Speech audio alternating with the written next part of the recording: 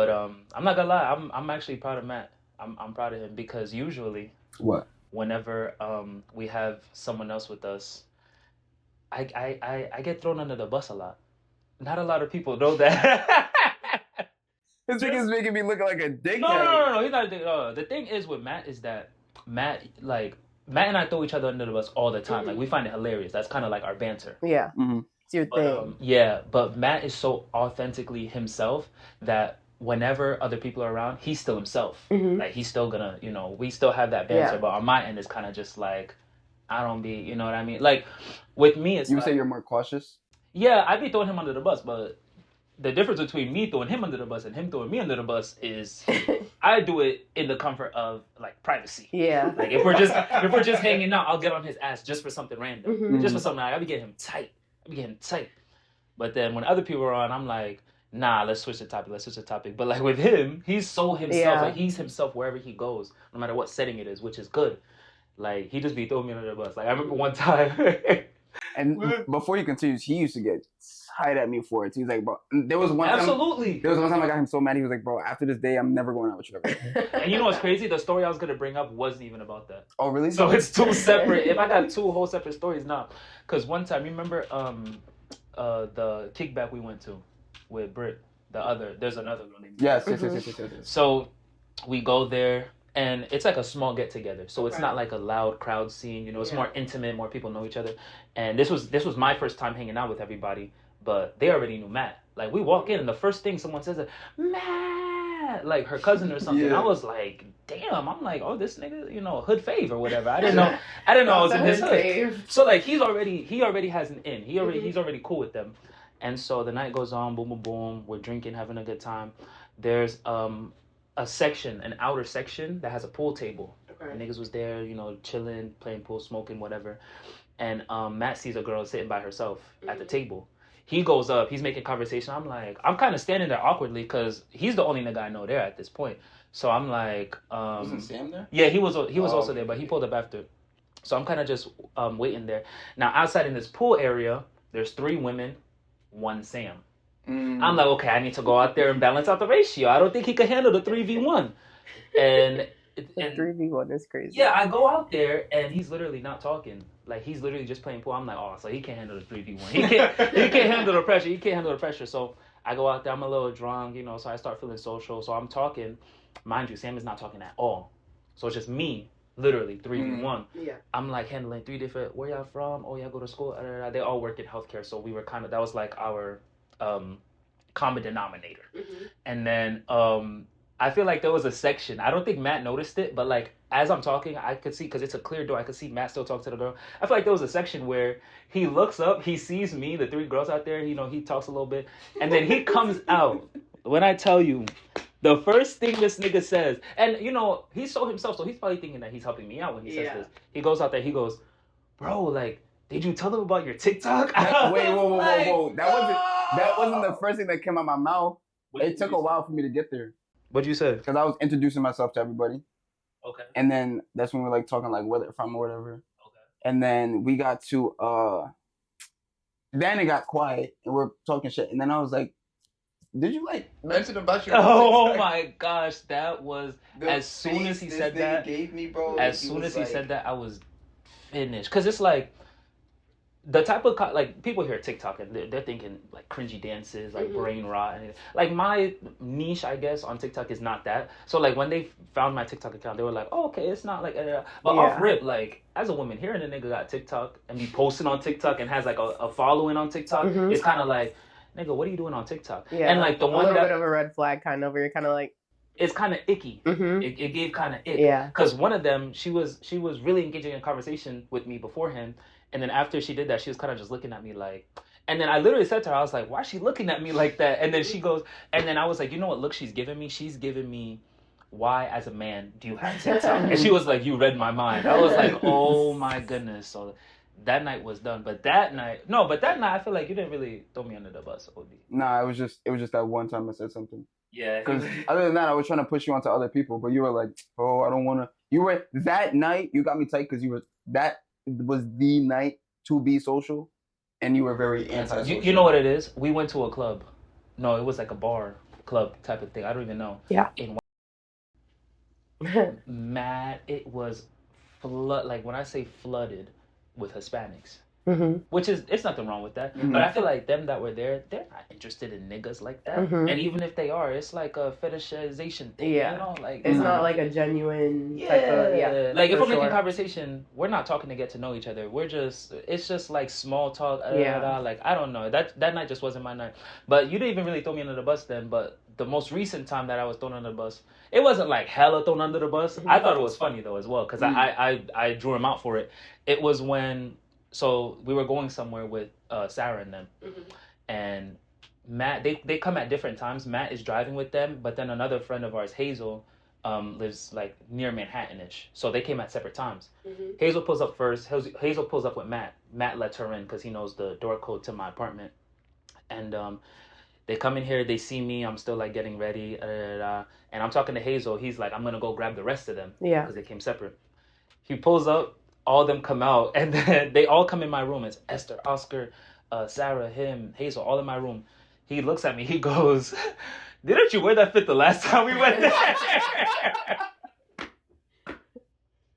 Oh, and I literally look at his, oh my goodness, here he goes again, throwing me under the bus. Oh my God, I forgot I said that. That was my Kim Possible fit. Oh my God. Where it's like my army green pants. And the black shirt, yeah. See, but that's the thing though, like when people clock a fit, like that's really what like can you say about exactly, it? Like you're kind of done for at that point. I'm looking at him, I'm like, absolutely, like, and it's the fact that like a few weeks prior for New Year's, we were at that same venue and I was dressed the exact same way. So that's why he was like, the last time we went to that venue, that was 2 weeks ago, no? You think the same people are going to hear it? You think they're going to notice? Like, that's what's going on through my head. Like, if I see people from last time, they're going to see me and be like, oh, it's Kim Possible. And it's like, that shit is it's funny. Him Possible. Yeah, it was it's just. It's Him Possible. That's funny. Just very enjoyable. But, like, I feel like, let's say you were the woman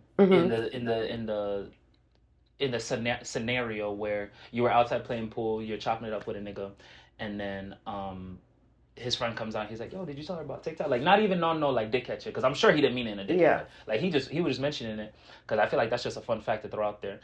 You feel like that would be like, damn, he kind of threw him under the bus, or you kind of just like, would it intrigue you anyway, or would you make... I think it would be like intriguing because you kind of like, you become curious. You're kind of like, okay, like what are you doing? Yeah. Rather would you say it's kind of like a conversation starter? Yeah, I think so, for sure. Really? You don't think so? I mean, the only reason I don't think so is because after it was brought up, she was not interested in conversation at all. Like, she was kind of just there with the pool cue, just holding it like... I think it depends on the person, but I feel like most people use TikTok a lot, so like, why wouldn't they?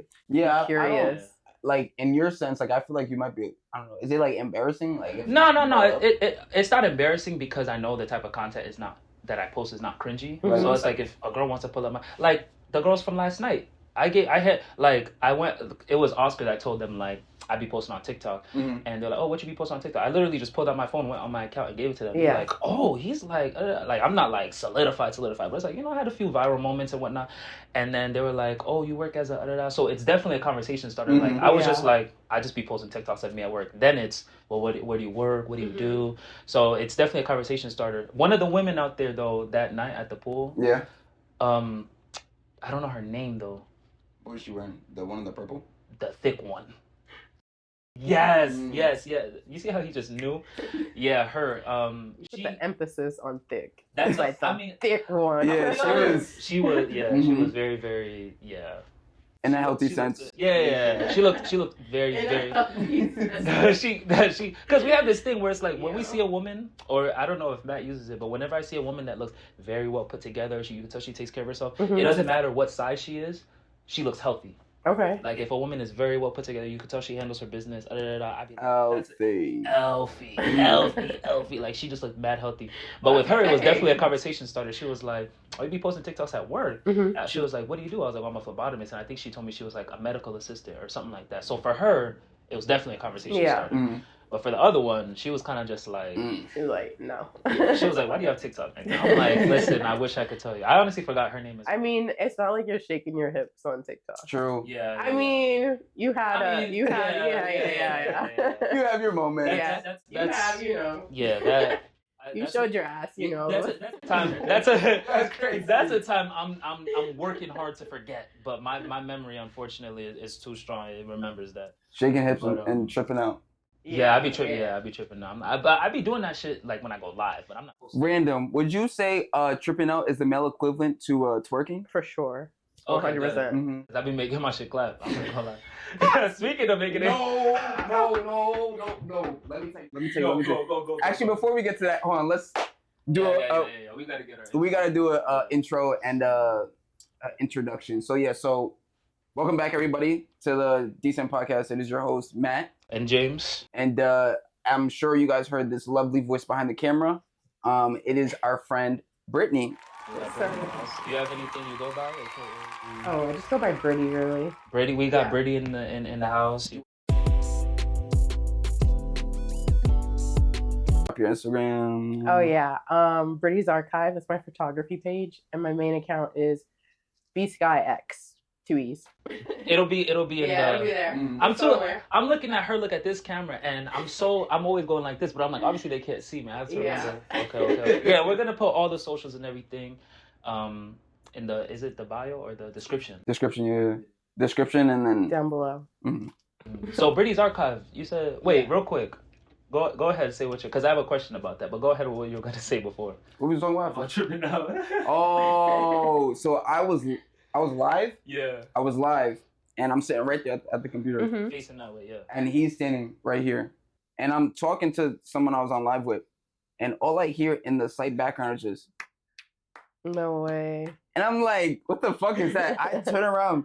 This nigga is tripping out, and his dick is smacking against his ball. Like, nah. No, that's actually crazy. I was going for so long. I was like, I need him. Like, and it's like, it's such a continuous movie. Like, if he took any longer to look at me, I would have started sweating. Like, it was a workout. I'm sitting here. So you were like, I'm sitting here. You were putting in work. Absolutely. And then as soon as he turns around, you could tell he got tight. Like, he turned around, he's like, what's that noise? He's like, oh my gosh. Like, any type of life that was in his face, he was drained of it. Like, that shit was like, hilarious. What, as a nigga, like, why would I want to turn around to hear my man's balls clapping? Like, yeah, and do you know how OD you have to be going to hear that? Right. I feel like, I was going hard. Yeah, because I'm like, no, should be like silent, low key. Nah, I was doing it, and then I kind of heard something, and I was like, oh shit, that's what it is. So it's like, now I have to do it for long enough for him to notice what I'm doing. And it's one of them things where it wasn't like a loud ass clap. It was just like a. It was subtle. Yeah, so he's probably thinking I'm behind him, like. And then he turns around and it's just me. Nah, that shit threw me for a loop. I'm not gonna lie to you. No, absolutely. It definitely is the male equivalent to twerking. I will never stop. Yeah. I love a good trip. But Britty's Archive. Yes. Tell us about that and its lore. I feel like. Lore. Okay, so. Tell us what you do. Talk to us. What made you want to get into photography to begin with? So my mom was actually a photographer for a while. My dad too. Like when I was a kid. So all my photos, a lot of people in Rockland's photos, my mom most likely has taken them. Yeah. Ooh. So I think I got my first camera maybe when I was like 8, 9-ish, whatever. Mm-hmm. And I wasn't really, you're a kid, you're not really taking shit seriously, and I definitely wasn't. So pictures of anything. Literally anything, a rock, the floor, like you name it. I was like, yup. And I thought it was eating. Mm-hmm. It wasn't, nothing, but I just liked watching her like do what she does, and I hated getting my photo taken. And all the time she's having me like do these photo shoots, like whether it's birthdays, holidays, you name it. Like I was in front of the camera. Yes. And I was like, as a kid, like you don't want to, like kids don't really like taking pictures. You're bored. You're like, you have shit to do. Mm-hmm. Although as a kid, you really have nothing to do, but in your head, you got shit to do. Yeah. So I just didn't like being in front of the camera. So I was kind of like, fall back. And then eventually when she like kind of started doing other things, that wasn't like her main like job anymore. She was also a phlebotomist like you. Okay. Yeah. And she was doing that more often, not doing so much photography. So I didn't really think too much into it. And then fast track, here I am now. I started like picking it up more. I took classes like in school. I minored in photography. Okay, yeah. And I just kind of fell in love with it. It's the one thing that I feel like it represents me. Like I love taking pictures. I like just like taking pictures of people. like anything. I don't really care. Like I don't have like a specific style that I like the most. I just like to have my very versatile. I like to have my camera in my hand, my car, wherever. Like that camera's coming with me. It's fun. It's something to do. And because I didn't have like a hobby like other people have, like some things they're really passionate about, I wasn't. Like I'm in school still, and I was kind of like, okay, what am I going to do like with my life as a career? And I get bored so easily. You know, I think that's like ADHD and like people where it's like you like something for a little bit and then you're kind of like, okay, next. And then I feel like that's the only thing I've ever been like consistent with. So I was like, all right, like let's actually create an Instagram account and stuff like that. And someone we actually went to high school with, you guys know Francis, y'all are like, he actually, I think my first year in like college or something, or even prior to that, like I would send him like some of the photos I was taking, and he was like, you should take this like seriously and stuff like that. And I was like, yeah, whatever. Like Francis be motivational. Yeah, no, he really did motivate me. Like he would like gassed in my head a little bit. I was like, he's just saying like this. I thought he was just like saying stuff because like he was like, these photos are good, whatever. It wasn't anything crazy, just like lots of outdoor like city like stuff, because I was going to school in Pittsburgh at the time. So Pittsburgh's beautiful city, so I was taking lots of pictures. And he kind of just like gassed my head up. Then pandemic. I think something to do, all it really takes is like that one person. And it really just like picked up for me. And then I made the Instagram account this summer because at first I was like, I don't want to like post like on Instagram for like because I could care less what like people think about my stuff. Because it's like I know what I'm doing, and I'm like I have like I don't need Instagram to get like clients and things like that. Like there's so many other ways, like just like speaking to people, right? Networking. Yeah, literally. So I felt like I was doing fine without social media, and then I was kind of like, let's try to like trickle into there. And I was like, fuck it, like it got me a lot of different opportunities. So just been rocking with it. It's cool though. It's been to a lot of like events that I would have never like even known about without. So it's been very cool. I got posted on like Fubu's like page. Really? Yeah. You posted that on your story. I was like, oh shit. That's tough. Yeah, that's fire. And I had it's all like my clothes I styled. I had a model styled her and all my stuff. I did her makeup because I've been like wearing Fubu since a kid. So like to see like my work on their page, I was like, okay, that was kind of like my I made it moment a little bit. You'll have a lot of those. Yeah, and they had DM me on Instagram too, and they're like, we'll send you a PR package or whatever, like when their spring collection comes out. So I got like kind of it gassed in my head up a little bit where I'm like, okay, let me keep posting because like people actually care about my shit. Yeah. So yeah, I got some good things coming. That's fine. I got a question though. I feel like there are so many, just like there are a lot of podcasts, which I told Matt. Saturation. Yeah. What do you feel like sets you apart? Honestly, I think I would say not comparing myself to other people. Like I don't look at other people's work and be like, oh, I'm not doing X, Y, and Z, and people are doing this. Like I could care less. Like, and low key, like I mute. Like I'll follow people, but I have everyone muted. Like I don't care to see nobody's shit. I really don't. No shade, because I feel like it distracts me from like what I want to do. And yeah, like I'm locked in. It's like I know what I want to do. I know where I want to be. So just not comparing myself to other people. And I feel like everyone in all industries and fields, like you do that. You do. Sometimes unintentionally. Yeah, you're worried about the next person. I feel like that like hurts you and your brand. So just like literally just blocking everything out. I feel like with going like into any type of niche, any type of hobby or whatever, like a lot of people say like you want to be yourself.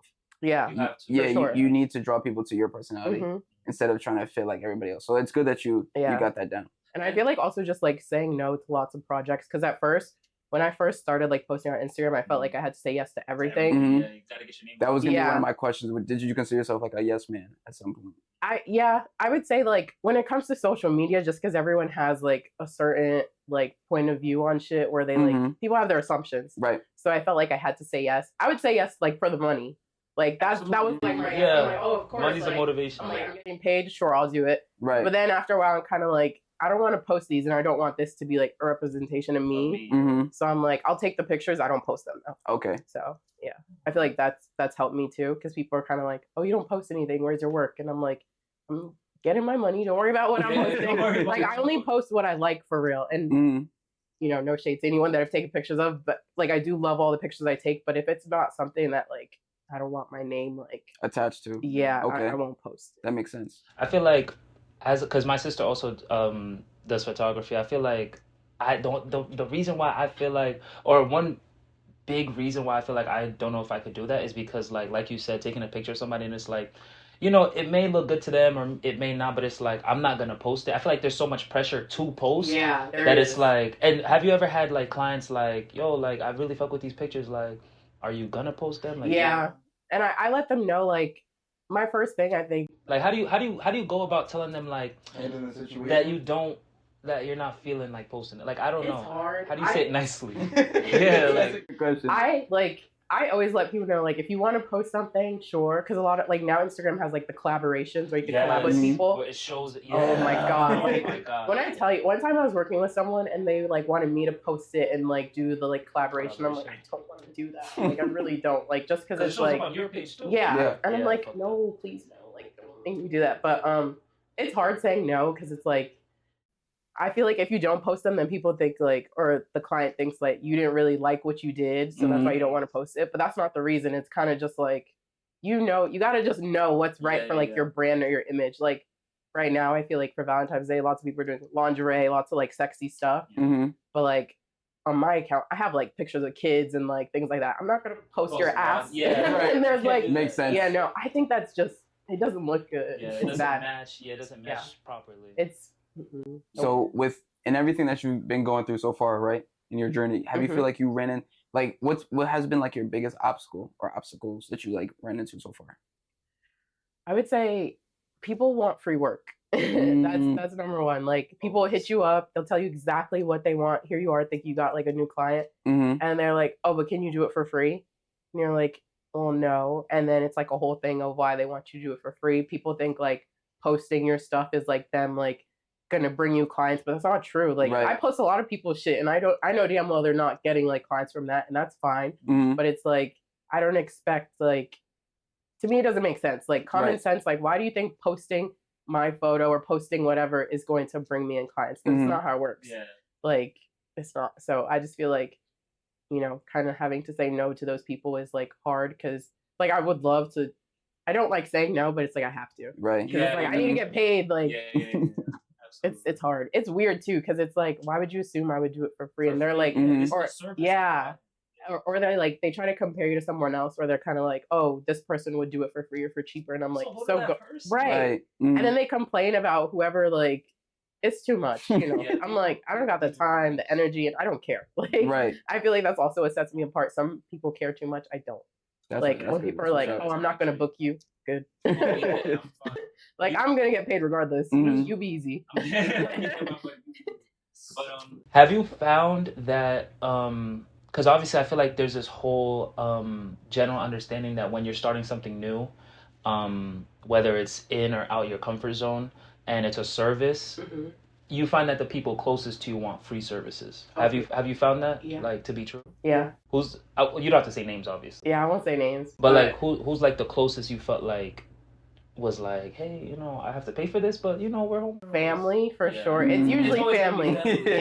But like, I'm very direct. My family knows they have to pay me, like, and they do. So, which is why I always tell people, if my family's paying me, trust me, you're paying me too. Like, absolutely. Because it's like, if I'm not gonna cut corners for them, why would I do it for you? And I don't fucking know you, so why would I do that? Yeah. Why would I do this? But that's always how it starts. It's family. Then it's like random people on Instagram. They see your stuff, or they like. I don't know why though. People are like very cheap, but they'll spend money on like other things. Right. Yeah. When you started, did you feel like you wanted, like, do you feel like the support was there for you at some point? Or do you feel like it's grown? It's grown. I would say originally I felt like outside of my family, I was like, okay, where's the support at? Like, my closest friends were supporting me, but other than that, it was kind of like very like quiet. Right. But then what I thought was very funny, we were talking about it before, but like as soon as like FUBU like posted me, so many congratulations in my DMs, people reposting it, and I'm like, y'all are so fake. Y'all like come on now. Like, they don't follow me, they don't like nothing, which like I don't care for followers and likes. I really don't, but I'm like you don't think that's weird? Right, yeah. And now here you are with your congratulations, like I don't want that. I don't need that. There was do you watch Twitch streamers and stuff like that or no? Yeah, sometimes. Do you know who Kai Cenat is? Do you know like his friends, so Tylo and Desmond? Yeah. So Desmond posted a video not too long ago saying that like we need to what's the word he used? We need to like basically what was the word? What was it about? Basically he was saying that like people just need to start to like support their own instead of supporting people who already have the support. That's what I'm saying. Like they like you just said, like they didn't support you when you was at like your lowest, but then now you have like the recognition and then or normalize was the word I was looking for. But now you have the recognition, now they want to support you. Yeah. And it's very interesting. Yeah, that's a very interesting to see. Like when you first start out, like nobody wants to support. And it's like when I'm saying support, like a lot of people automatically go to like monetary. And it's like, no, like a simple repost on your story is free. Yeah. And I found that like I feel like can I even mention, like you were telling me about, okay, you're gonna blur out names obviously. Yeah, go ahead. Like when posted that girl that already has like mad like 420,000 K likes or followers on already, and he's reposting her shit, and I feel like he wouldn't repost like our shit, but it's like you're reposting this person's. They're famous. Yeah. They're good. They're almost at 500K followers. They're good. Like you post into your like, I don't know how many followers they have. Like for example, if he has 700 followers, you post into your 700 followers, their number might go up a tiny bit. Yeah. That's it. But like you post into your 700 followers about us, obviously it's gonna be, there's much drastic. more of a like even if we get 4 or 5 followers from that or like 10 more likes, it's gonna feel like more of a difference on our end, whereas her, if she gets like 10 more people liking her post, she doesn't give a fuck. You see what I'm saying? So it's like people never want to support you until you've made some type of like progress. Even the like people who already have established a name have said that too. Like Casanat too.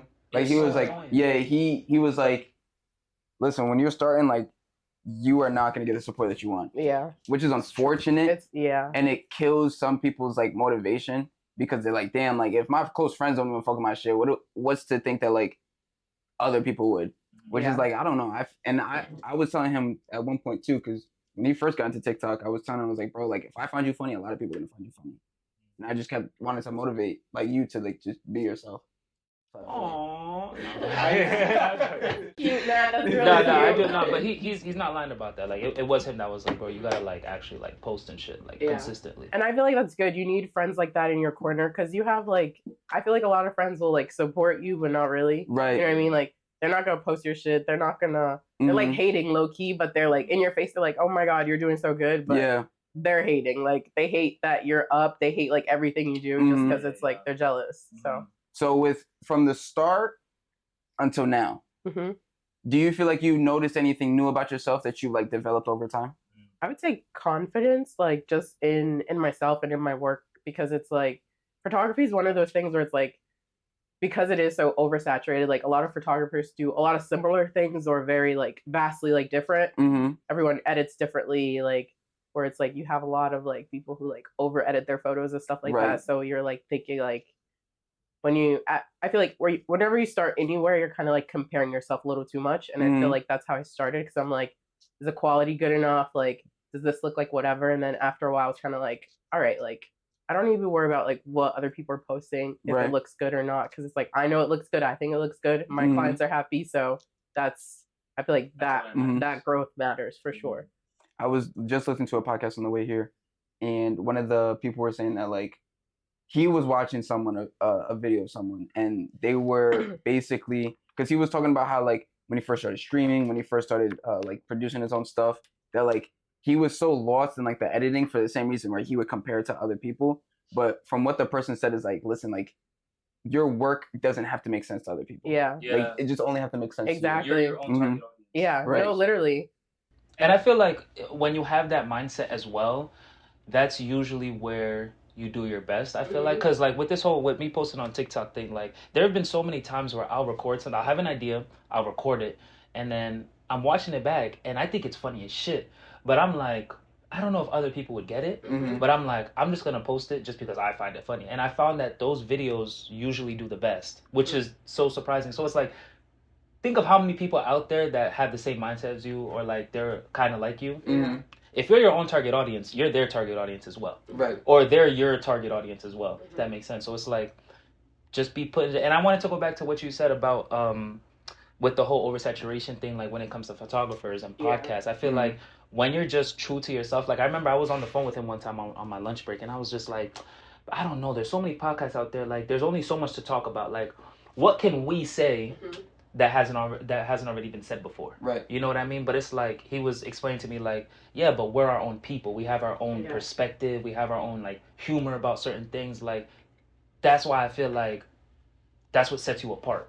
You know what I mean? Like, you have your own niche way of looking at things. Yeah, like it's like the same like niche kind of, but like you got your own. You branched off. Like you guys are part of one tree, but you're your own branch. You see what I'm saying? You know how I think about it though. You know when you go into a grocery store, let's say you're buying bread. Right. It's all like different like brands, but it's all like the same bread. Yeah. All the same bread. Yeah. It's all the same shit. People still have their preferences. Exactly. So like that's a good way to look at it. Which is why I feel like people shouldn't be afraid to like, you know, enter into an oversaturated market, because it's like you go shopping every fucking day, everything's the same. Like, and I feel like when you do go into something that's oversaturated, the goal is to stand out. Exactly. And when you do stand out, I feel like it's that much more rewarding. Yeah. You know what I mean? It's like there's so many podcasts out there, there's so many photographers out there, there's so many A, B, C, but when you stand out in that like field or in that passion of yours, like it feels better rather than if you were just doing something already outlandish and it's like obviously you're gonna stand out if you're the only one doing it, but when you like climb your way to the top as well, extremely rewarding. Yeah. Especially when it comes to the point where it's like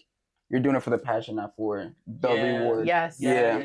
And I feel like you could tell in someone's work when they're actually passionate versus like they're money hungry. Right. Yeah. And I feel like the creativity, like editing styles, things like that, like you could tell. Because if I like look at someone's like account and I see like, okay, it looks like every other person's account. Like to me, it's like you're just trying to get paid. Right. Versus like when I see something and it's like, okay, like there's creativity and there's depth behind their work, then I'm like, all right, they're like outside the box, they're creative, and it's inspiring. Versus like everyone posting like the same stuff. Yeah. They're just posted to get like clientele. Exactly. They're trying to get shoots, V-Day shoots, B-Day shoots, back to school shoots. It's like, but they're not really doing it because they genuinely enjoy taking and pictures. I hate those type of shoots, but like especially like events, but they pay. You hate. No, I do. I hate birthdays.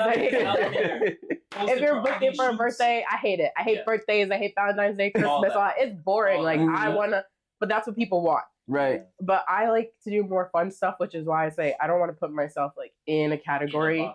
So I try to like, I take all the opportunities, kind of find like what I love, but I like more creative stuff, and nobody wants to do that. Right. Nobody wants me to like, or not me specifically, but no one like in the area where I live in wants something like really creative where it's like I could build a set if someone wanted me to do that. I would build like an amazing set. Like I would take the time and put in the work to do something like fun. And I feel like in order for me to do those type of shoots, that's where I look for like people. I'm like, hey, do you want to do something creative and fun? And those would be like the unpaid stuff. And that's fine for me because at least it's like I get to actually like, you know, show off my creativity.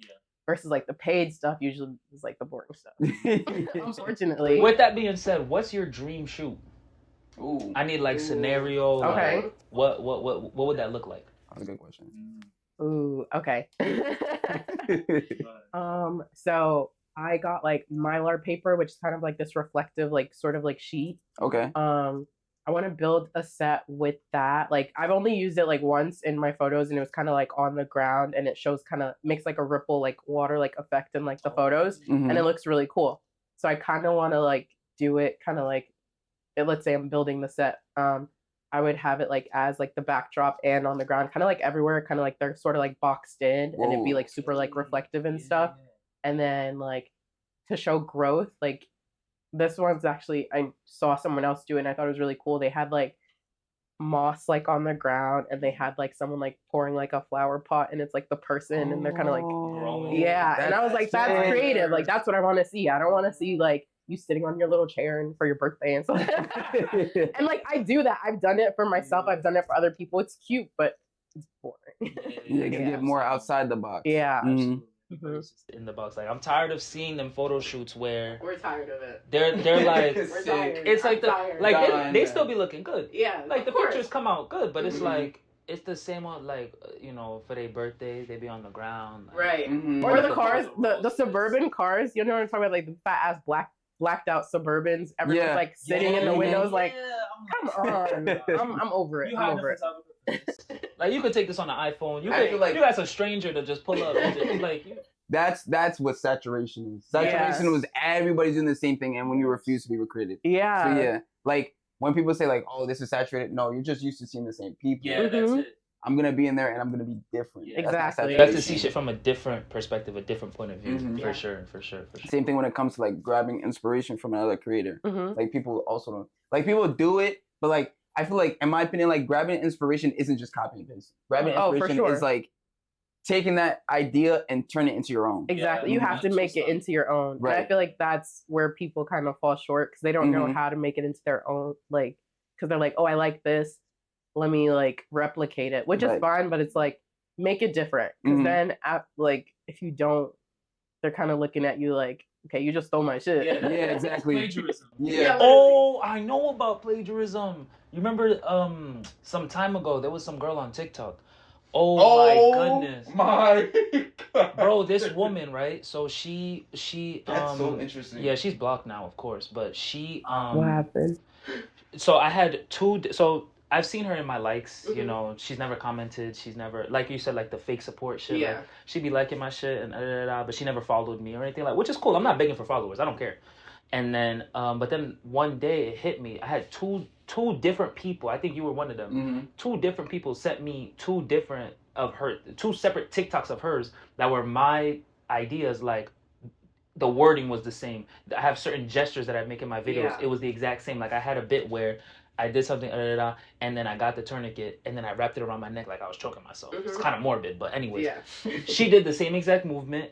She did the same exact wording, same exact hashtag, same, like it was just copy and paste. And at first, I was kind of just like, and that was only one of them. There was a whole other video.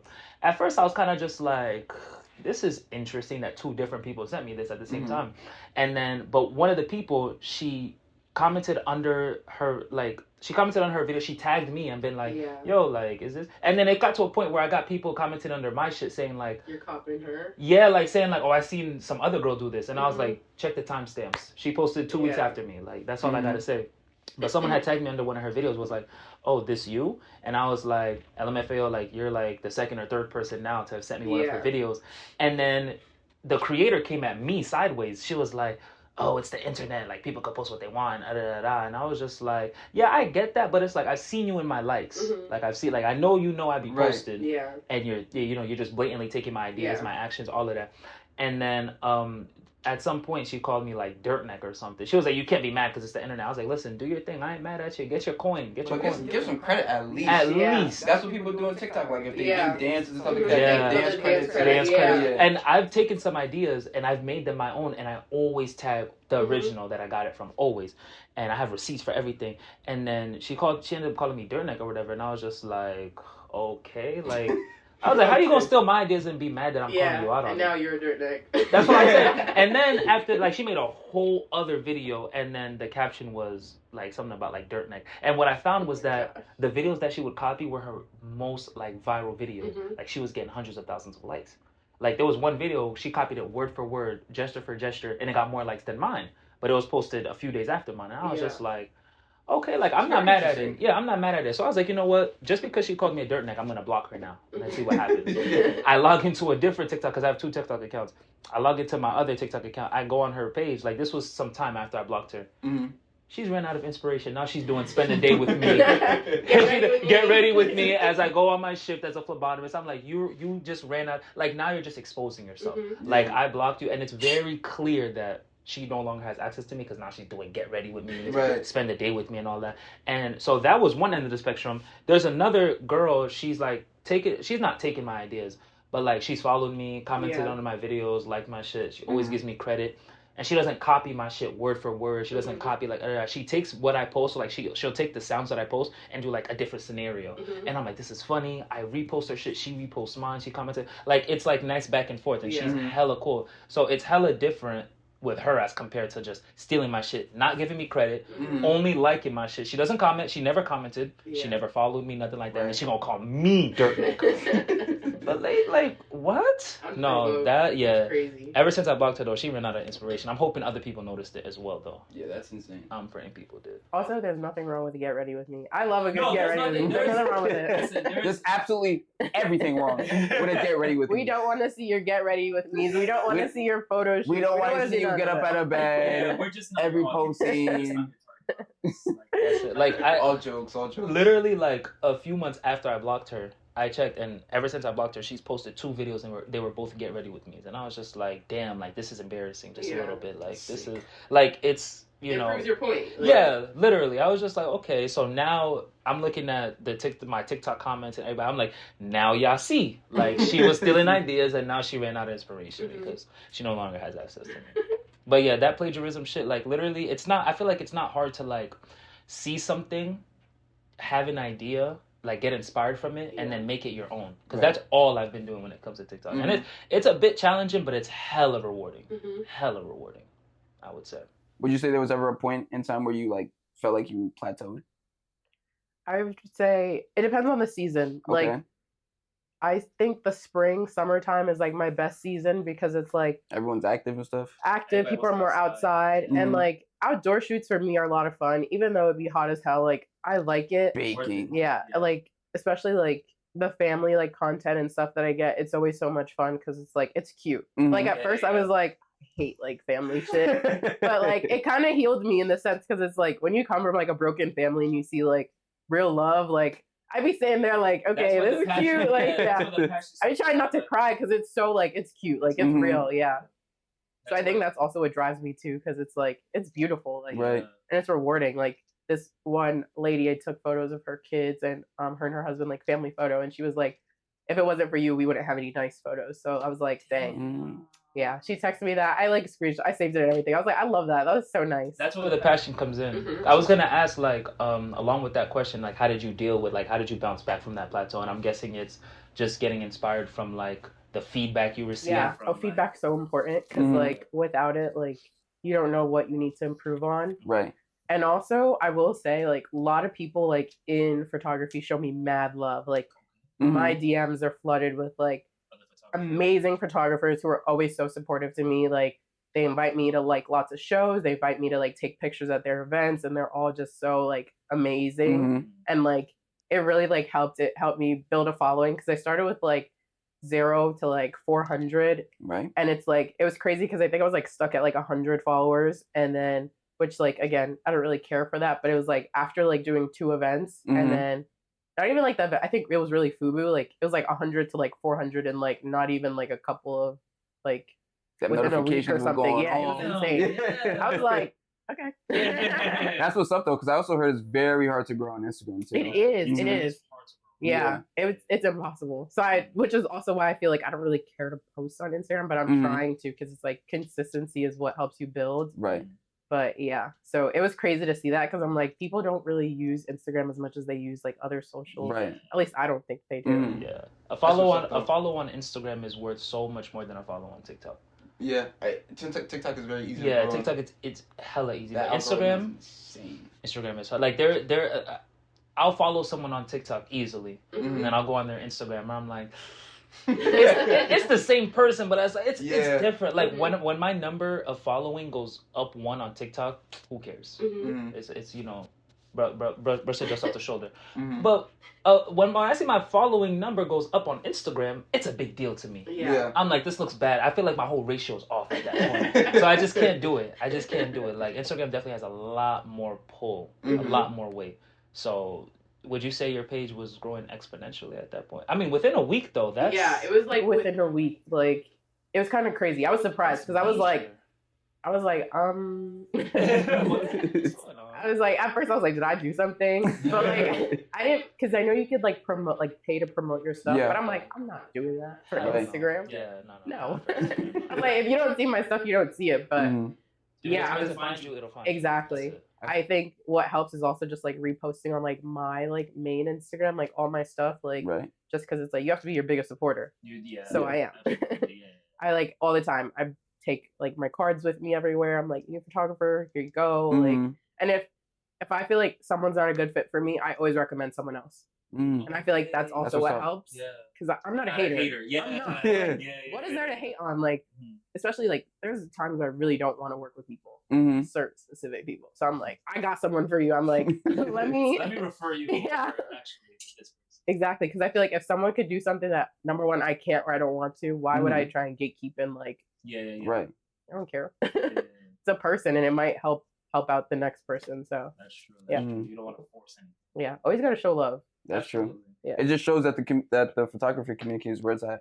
Yeah, Because a lot of communities are just, not a lot, but a Yeah. few can be a little toxic. Yeah. So can the photography community can be toxic too. Like I've seen people like go at each other's throats and necks, like Really? in comment sections, in like on all social media nonsense. But True. I'm like, how old are we guys? Like, Yeah, like we're grown. yeah, I've seen like certain creators bash other creators, and I'm just like, why? Where they feel like they're always copying them. I'm like not, or people think that they own something just because they did it once or they did it first. Yeah. And I'm like, did you do it first? Because someone else probably did it way before you. Mhm. Yeah.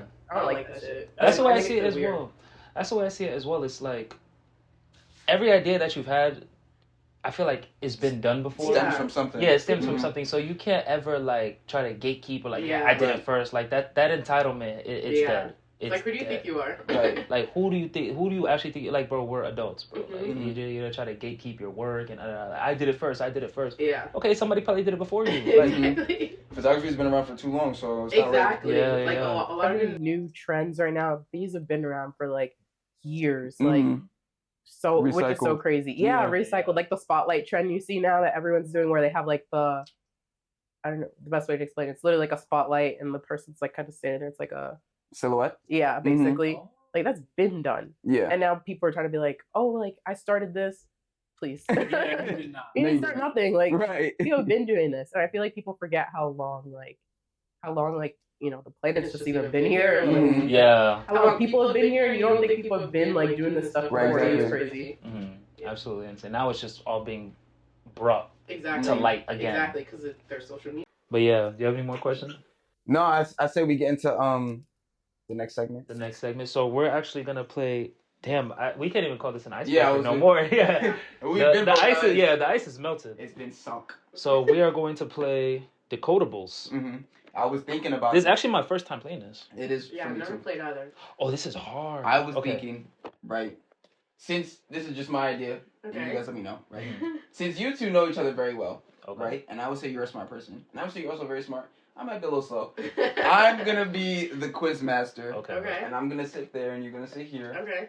And By the way, I feel like Brittany and I go way back. Yeah. Mentioning that, like you said, we know each other. We go way. There's a photo of us that I think you posted in Yes. preschool, Yes. and I was in that picture.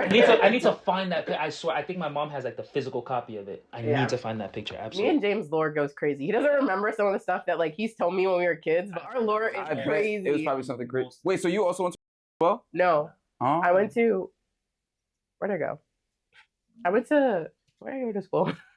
What? Um, Before high school? I went to actually. Really? Terrible school. Yeah, I remember. You were probably the only colored person. Me and my cousin, 2 out of like however many students were at the school. Everyone was white. Yeah. Damn. Yeah. I know that was rough. It was rough. They're full of like a lot of leprechauns. Irish, literally. Yeah. Lord have mercy. Blonde hair, blue eyes, Yeah. gingers, you name it. Lots of gingers. Yeah. Oh my goodness. Ugh. Yeah. I can't imagine. It's a lot of that. But So let there me you get go. that. He got his own camera now. Who you feel like? Who you feel like?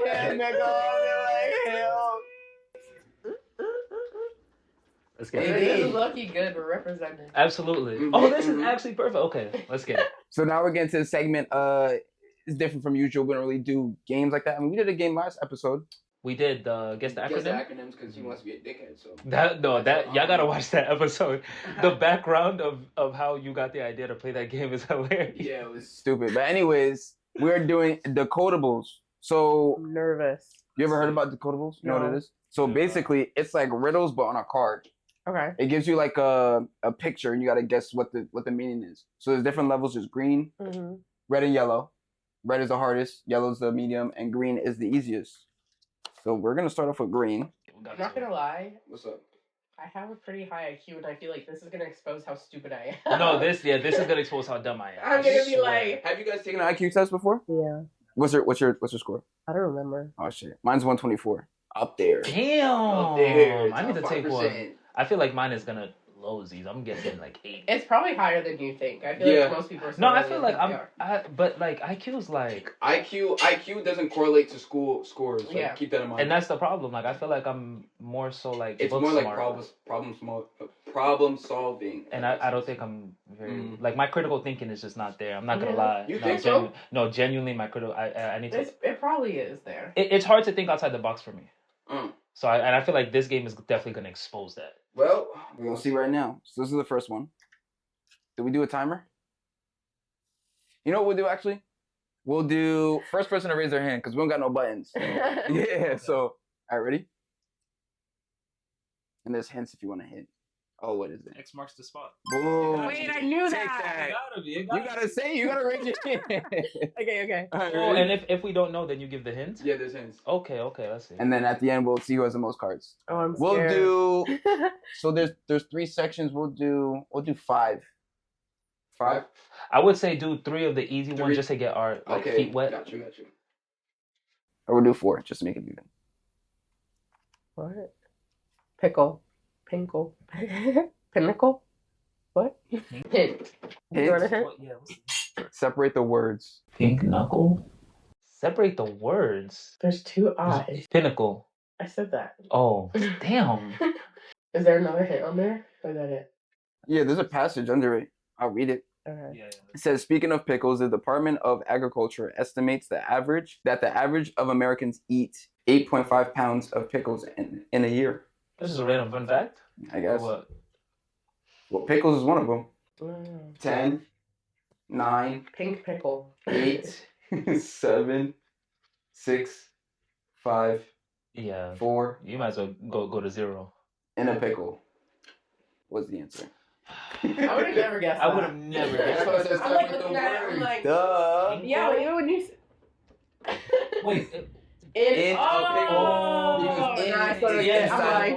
I'm lying. Because So if in you is take away inside. in, then it says pickle. Yeah, in a pickle. In Okay. it's inside the pickle. In a pickle. Okay. Yeah, Something like that. I still wouldn't have guessed that. I guess. Alright. Think outside the box. Thinking outside the box. Yeah. Supposed to raise your hand, but Oh, No, sorry. fuck it. What? First to yell it out? Yeah. Okay. Okay. All right, we'll do 2 more of these. Oh, sorry. Keep forgetting to show the fucking. It's the scooching.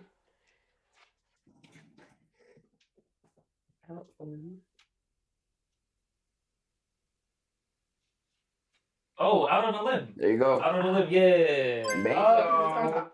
Oh shit. You're good. Oh, my bad. No, you're good. Out on a limb. Come on, Quizmaster. My fault, gang. My fault. My fault, gang. Scooting like a motherfucker.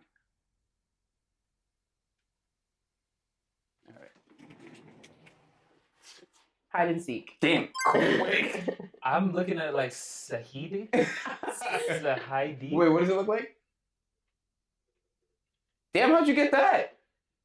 Oh, it's similar to the in a pickle one. I'm looking at it like it's a name. It's Sahadi. Sahadik.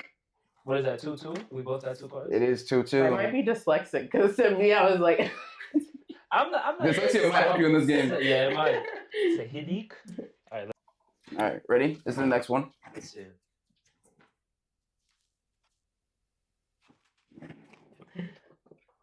Oh, lost me. Big G's. BGs. Heebie-jeebies. No, what you say? BGs. The BGs. You said that first? The BGs? We'll go to the next one. Because I don't know, because it sounded like you said it, and then she said it right after. Wait, It's BGs. BGs. Oh, like the group, the band? Isn't there a band? We just It did is. the lettering. You might have got. I don't know. Fuck one, fuck it. I would give it to him. Okay. Yeah. See how nice I am? Although this is a competition. It is competition. She thinks we're on the same team. I'll take advantage of that. Fuck it. Not a We'll do single G. another set of 4 on these. Rotating moon. No. No? Mm-mm. I'm ready for the hint, honestly. Okay. You want the hint? Yeah. What's different about the bottom? It's backwards, reversed. Reversed moon? Backwards moon? Don't tell me. I don't know. I don't even know what the card look like. Oh. You guys want the passage at the bottom? Yeah, that's Sure. not gonna help. But It's not going to, but let's hear it. It says the distance from the Earth to the Moon is 238,855 miles. So there and back is 477,000 miles. Space between the moon? I don't know. Reverse. 10, 9. Yeah, you might as well go to 0. We're like, have no clue. no. To the moon and back. What the fuck? I wouldn't have. I would have never gotten that in a million years. The moon.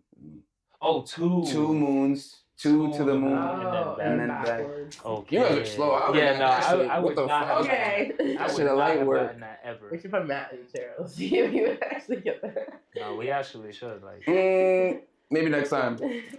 Our next episode. nah, not for real. That's the next one? Right out. Oh, did you see the back? No. Okay. He say. He over. I don't know. Little fee say?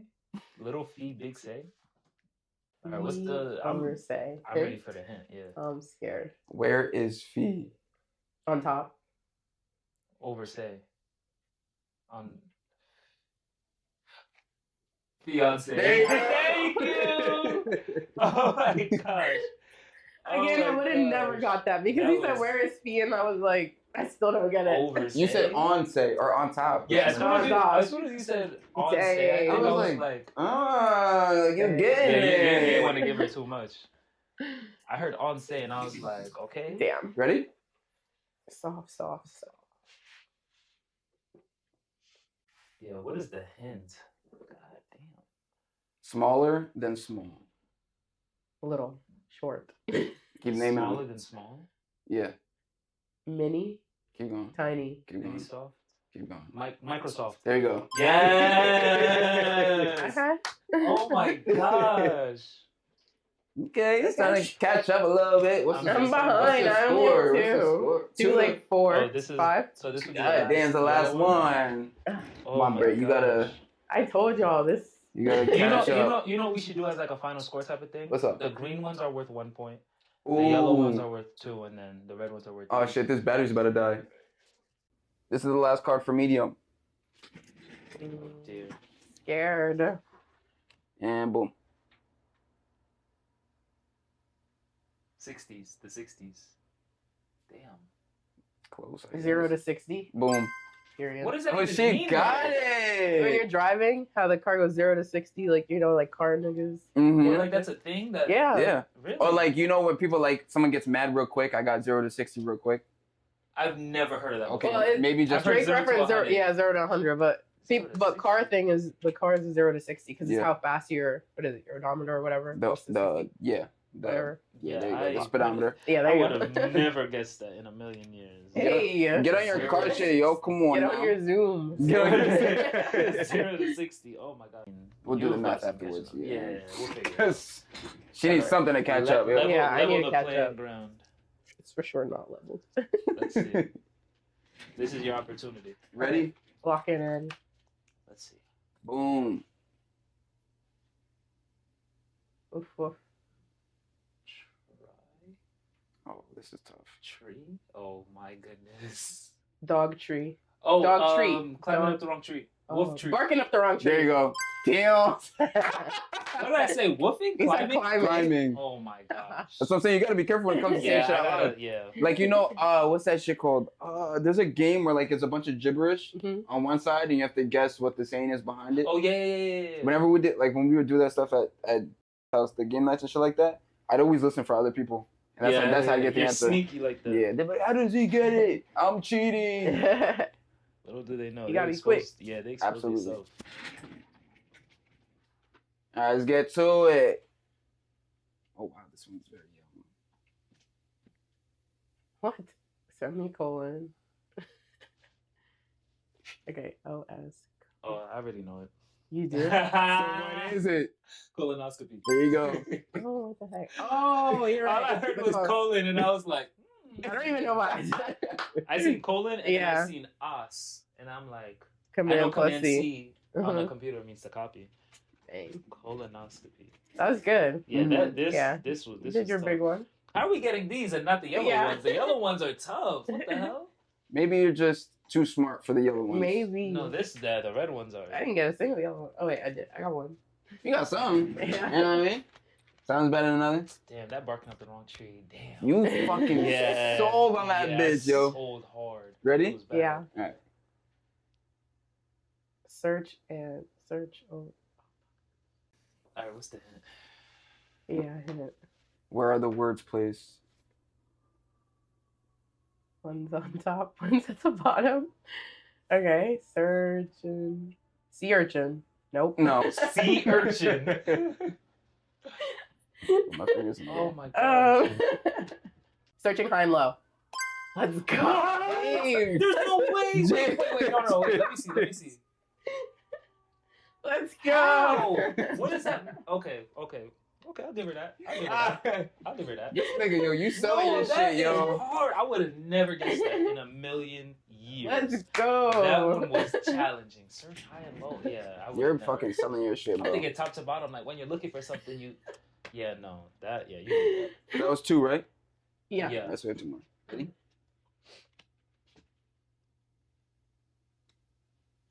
I don't think I'll ever get this one. Yeah, what the hell? The 1000 mg. Okay, hint. Yeah. 1,000 mg equals 1 gram. 4 milligrams. No. 4 grams. No. Oh. 1000 mg equals what? 1 gram. 1 gram. 4. Oh, for the gram? Yeah. Yeah. Yeah. Oh. I would have never guessed that. No, this one the little thing would have helped. Mm-hmm. The most For the Instagrammed gram. food is pizza, followed by sushi and steak. That's so Gen Z coded, Yeah, I that guess. is. But even then, I was like, I don't think I've ever heard anyone say that. For the gram. For the gram? I've been heard for the gram. I've heard for the vine. Like do it for the Yeah, vine. do it for the Mm, vine. Yeah. But for the gram, I've never heard of. I've heard for the gram. Do it for the gram. That really is some Gen Z shit. Ready? For the gram. Go focus. All right, cool. All right, we're gonna see. Let's see. Let's see what it's giving. Is this the last one? I think so. How many you got? You got 2? I have 2. I also have to. Okay, so All right, let's see. Tiebreaker. let's see. Well, if he gets it, then it's a. Stunts. Oh, I'm not getting this. You know what the hint? Yeah. It says not in the right order. And it's not stunts. Mm-hmm. It has something to do with the orientation of the letters. Like, what are they? Scrambled nuts. Close. Mixed nuts. There you go.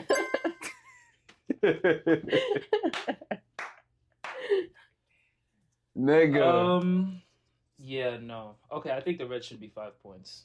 1, 2, and then 5. That's a jump. Let's see. The red was hard. No, because regardless, you win, I think. Let's see, 2. You wanna do one more, all like winner, like all or nothing? We can do that if you want. Yeah, Okay. we're putting everything Okay, on the everything line. on the line. Everything's going on the line. So Betting whoever everything. gets this one, however many points you get doubles. Okay, cool. So Oh, okay. That's the winner. Damn. Okay. Let's see. Fuck. Now, if do I you make want that me- ultimatum and I lose, I'm gonna be so upset. Do you want me to grab? All right. So I'm gonna give y'all 3 choices. 1 of 3 choices. Do you want me to just grab whatever's off the top? You want me to pick a specific one, or just shuffle and just pick whatever comes out? Pick whatever. Pick whatever. Yeah, shuffle. Oh, Say no more. shit. Say no more. Show say no more. off the shuffling skills. I don't know if I can shuffle these cards, but I could. Yeah, they're a little new. They're thick. Yeah, they are. Yeah, it's hard to shuffle new cards. Mm-hmm. I'm tired. I bought a deck of cards just to learn how to shuffle, and I never got back to it. I swear. Look up videos. Okay. Okay. You didn't do it for the camera? Damn. My bad, my bad. That's that NR Crazy 8 skills. Yeah. He's like, that was an everyday thing. That's such a party trick. I need to learn how to shuffle. When I tell people that like at our school we played Crazy Eights, they're like, "What?" They don't even know what that Yeah, is. Yeah, Crazy they Eights. never know what Like, crazy is. what? Yeah. When we went to you know who Solomon is? Mhm. He hosted this party thing at his apartment a while ago, and we had to teach him what crazy eights was because I had no clue what it was. Really? I told him I was like, it's Uno just with cards. Yeah. Was it at that same one where there was The dancer between us. I was gonna say the girl in between us. Yep. Same Imagine one. I'm sitting here, Matt's sitting there, she's where you're at, Mhm. and she just gets up and just starts whining out of nowhere, and I'm like, And we both couldn't do anything because we was both talking to someone or Yeah, dating yeah. someone. loyal. I was just Matt. like, damn. Not That's damn it. like I want to do something. I was like, damn, like this is just like, in unfortunate circumstances. yeah, Right. yeah. Just just so unprovoked, she's not dancing with nobody. She just gets up and just starts whining her. And waist. me and James both like each other and start cracking up. yeah, we just start. Dying. And after she heard us laugh, she like sat right Yeah, back she down. said that. I felt so bad. Oh my She goodness. probably thought you were trying to violate. Nah, Probably. not at all. We was not trying to violate Okay, that. let's do this one. But that shit was hilarious. What is the flashing light thing that is about to die? Oh, it is about to die. God damn. All right. You know? Yeah. This last card is gonna be. It's all or nothing. Winner takes all. Yeah. If I don't get it, I'm gonna be so heartbroken. Oh my god. If you get it, I'm gonna be heartbroken because what the fuck? That's the goal. This one looks very interesting. I'm scared. It might be very easy, but from me it looks a little difficult. What the Countdown. fuck? No. Close. If she gets it this quick, we're gonna have to do another one. Wait, is it like? Yeah, I'm gonna need the hint. This is hurting my brain. Holy fuck. Wait, not yet. Straining my brain. James, please. Why are you hurting my head? I'm sorry, I have to. 10 and counting. No, we No. already said that. 10. All right, hint. Fuck it. Not initial, but Starting. not initial. Starting countdown. Finishing countdown.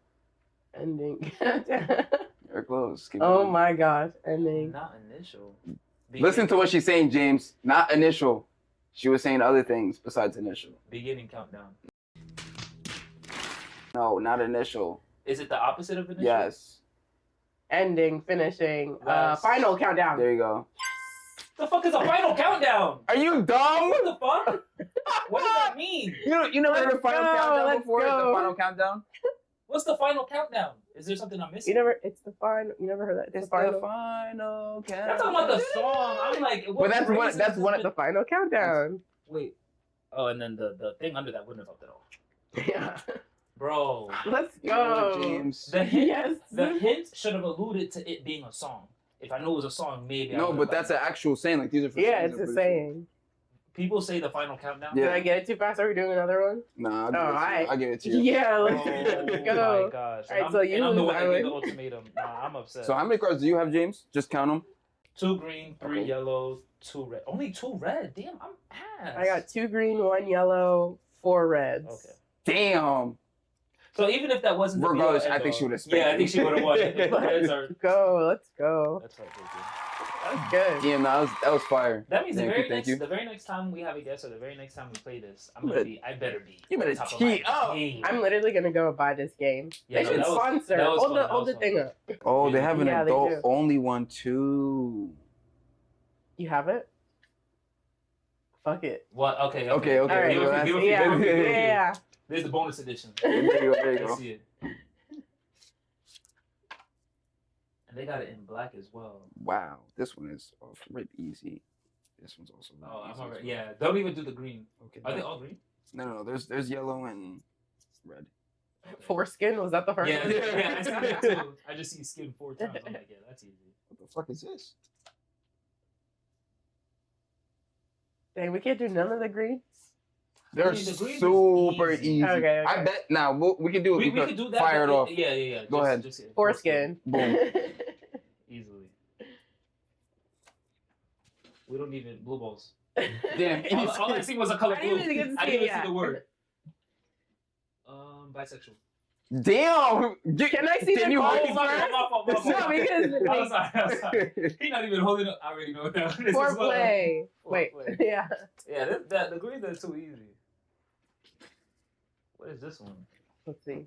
Threesome. Boom. Let's I go. was not gonna get that. I don't even think that was focused. Oh, I don't What? know.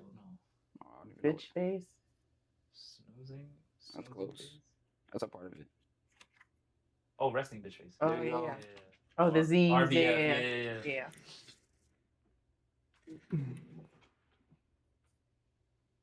Good and bad. Damn. Yeah. Quick. That's good. I don't even know what that one is. I see some discoloration. Yeah, I've seen like purple.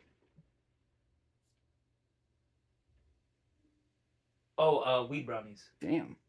Yeah. Oh, because it's The easy Brown Yeah. Ease. Yeah, That's yeah. small. That is, Yeah. I would have never guessed the. Well, obviously I just guessed. Yeah, it, you did. But I wouldn't have been able to come up with that. So the Right. creators of the game. James's face is funny as fuck. All I see is, and then Mama twice. Oh, come twice. Mama. Oh, There you go, come yeah. Mama, yeah. Damn, got through these shits mad quick. No, the greens is easy. This one should also be very easy. Sexual innuendo. There you go. Innuendo. Yeah. What the fuck is that? Sexual window, like a sexual joke. Yeah. Oh. Or a reference. I was not gonna get that. Red. Fuck it. Straight? Straight red. Straight like that. But you have to be sitting here like. Fuck yellow. Yeah, no, the greens I feel like was so easy. I feel like the yellows are not gonna be that far off. Okay. The first one. Them I explanations. don't know why I always get so nervous. The explanations under are getting longer. What the fuck? Oh, same shit, different day. Damn. Quick. Yeah. Whoa, that that's was calm. good. That was calm. That's I guess good. I'll I would have hold never on got to that. Top words are not the same. What? Oh, dominatrix. How the fuck you get that? Because the dom is in the middle. Or should I even see the down? If you know, you know. Excuse me? Isn't a dominatrix like a woman that's very like Very I was gonna dominant. she walking say. around What you with mean like by a that? whip? I looked at the camera and said, This one might be a little too easy. Asexual. No. Hint? yeah. Hint? Mm-hmm.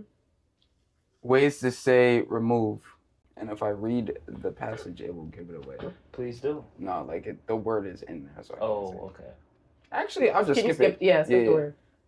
Blank is the #1 most searched for position on Wikipedia, as well as #6 most searched human activity, ahead of basketball at #10 and music at #17. I'm Give up? I'm tapping out. Yeah. No sex. That's Oh. that's dumb. I would have got that shit first try. Like, Okay. like that shit. I'm like, what? Y'all niggas are struggling on that bitch. I just want to say. All right, last one. Yeah, last one. Let me see. Friends with benefits. That's easy. Damn. I see the house Nice. dental 401k. Yeah. When I say I want friends with benefits, those are the type of benefits I'm talking about. People, I need a friend with a SNAP card. I'm trying to get food stamps, like bro. Let's really talk about it. Here you go. This nigga is still If we could claim each other under taxes, hit me up, please. Like something. Like under that. taxes. That's the type of friends with benefits. That's a ride or die right there. My goodness. For real. Lord have mercy. Now that was fun. That was Lord very have challenging. Mm-hmm. Yeah, that was good. A little shit. Brain games. Yeah. There you go. Brain games. Yeah. Teasers. Try to keep your brain, you know, working. Work on that IQ. Yeah. Dude, I want to take an IQ test so Dang, we bad. should have done that. Like, take IQ test. I think they're not long, but you know. They took me a fucking minute. I took two separate ones. I was talking to my coworkers. I took one that was like 50 questions, and I took one that was 25. Yeah. Two different websites, and they both came back with 124. Damn. That's good. Consistent. Very consistent. That That's shit. like- When I tell you the 50 question was hurting my head. What type of questions would they ask though? Like, It's how not do you even. It's not gauge? even word questions. They're like problem solving. Like there's patterns that you got to fit together. Really? Mm-hmm. There's certain stuff you have to pick out. There's like, so it'd be like a, let's just say it's like a, you have from the top row is triangle, star, circle, and it's all black. Okay. And then you have middle one where it's triangle, star, circle, and it's all blank. Like it's just the outline. Okay. And then you have like a line going through the last row, so it's triangle, star, what comes after that. And it would be the circle with the line going through it, because that's the bottom row. Just finishes it. Yeah, I'd have to see it to be honest. That's next on my agenda to take an IQ test. Yeah, bro. See what it comes out to. We have all the cards in here. Yes, I have none. We should all just take one and put the results at the end. Yeah, we should. Like just submit it. Like, That'd be all right, fine. IQ score. That would actually be tough. I'll take one. I'll screenshot. I'll send it. You can do that. And then when people like see it and then they start getting in the comments, they gonna get on my ass. They'll be like, damn nigga, 87? No, they be like 4. They'll be like, 4 is "God damn." crazy. 4, like they just give you credit for putting a name on it. That's Yo, it. 4. Nah. If someone got an IQ test with a score of 4, yeah, you can't leave the house on your own. What's average? I think average is like 80 through 90, I think. No, 90 through 100, I think it is. For average. I think so. So if I got an 80, that's below average. Yeah. Yeah. That's terrible. You don't want that. I was doing the second one that I did, it kind of like it showed you what they kind of like grade you on. Mm-hmm. I think I have a screenshot actually. It's like, I don't know. Oh, they show like the criteria. Yeah, Ah. certain categories that they grade you on, and when I tell you some of these I was scoring low in, I'm like, oh my god, I don't even know what carried That's me. fire though. So it tells you like what you need to work on, I guess, or like what you're really strong in. Yeah, what suits you, and then they have like games and stuff if you want to. Like, I think the I forgot the website's called. The website is called Cerebrum. CerebrumIQ.com. That's where they have it at. You didn't pay for it, right? I did. Oh, you did? Oh, Yeah. There's free ones. That's how you know There is it's free ones. legit. So yeah, it says okay. So above 81. Wow, I'm slow as shit. I don't even know how I got 120. Above 131 score is highly intelligent. 116 through 130 is intelligent. That's what I got. Okay. And then Period. 101 per. 101 through 115 is above average. 85 through 100 is average. 75 through 84 is below average, and below 70 is low. Damn. Yeah. Below 70. We should for real put in our scores. I'm gonna take it. I want to take it as well. So the way it does like cognitive Jesus Christ Cognitive skill. There you go. His IQ scores, you know. Very, very. So some of these categories says visual perception, abstract reasoning, pattern recognition, spatial orientation, and analytical thinking.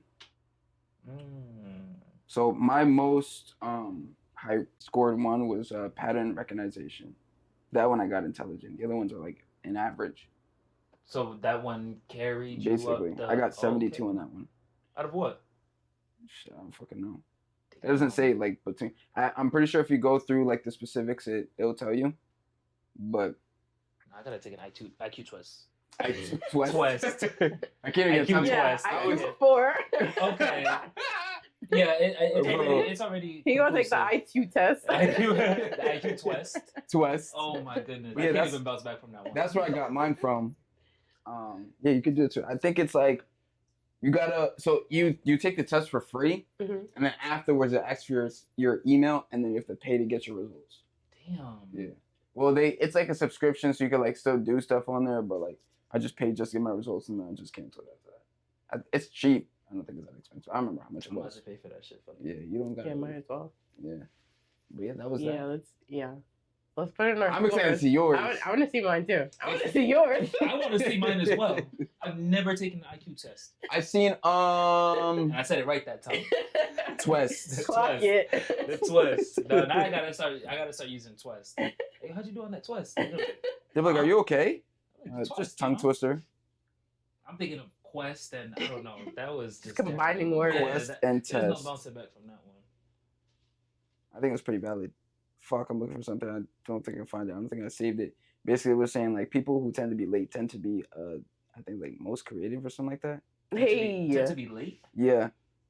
Like showing up to like who events and shit. Like yeah, just in general, like they Showing don't up have to like the podcast late. Yeah.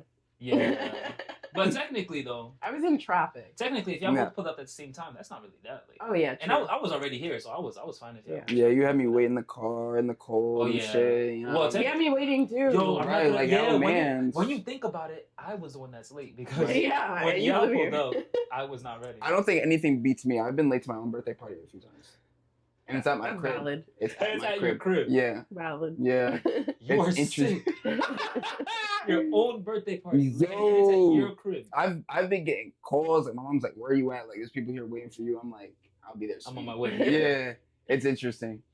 I've been late many times. So people that are later are more creative. Yeah. They say also people who are very messy are also more creative too. Tend to be more successful and shit like that. Damn, I'm like Einstein. Okay.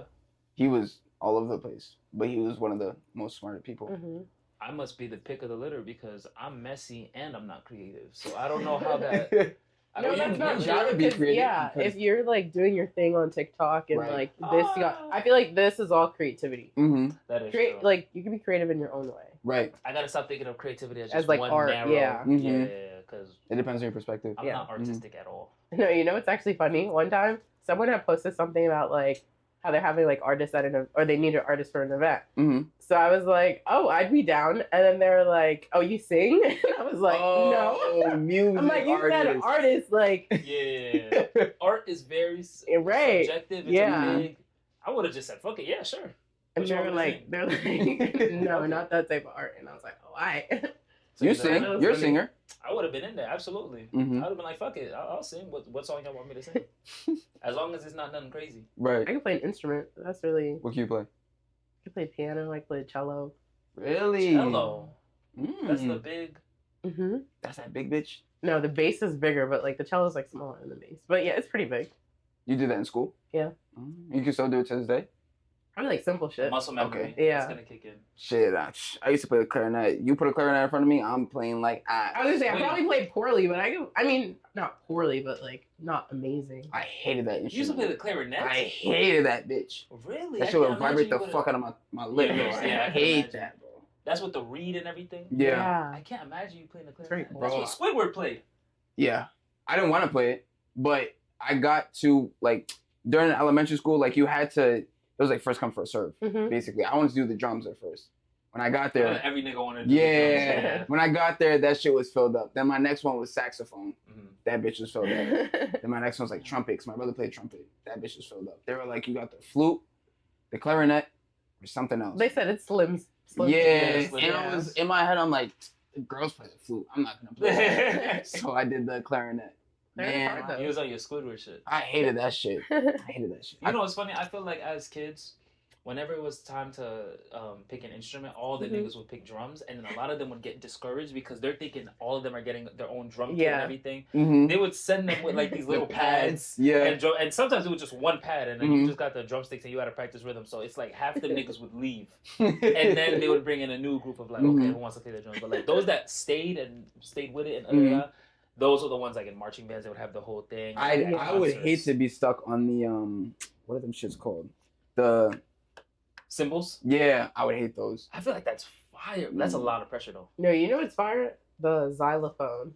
I feel like that's fire. That's like, I love the xylophone. Like it sounds so good too. And I like how the layout is exactly like a piano. Yeah. Like they got the lower section, the upper section for the different keys. No, xylophone is tough. You know what's tougher? A harp.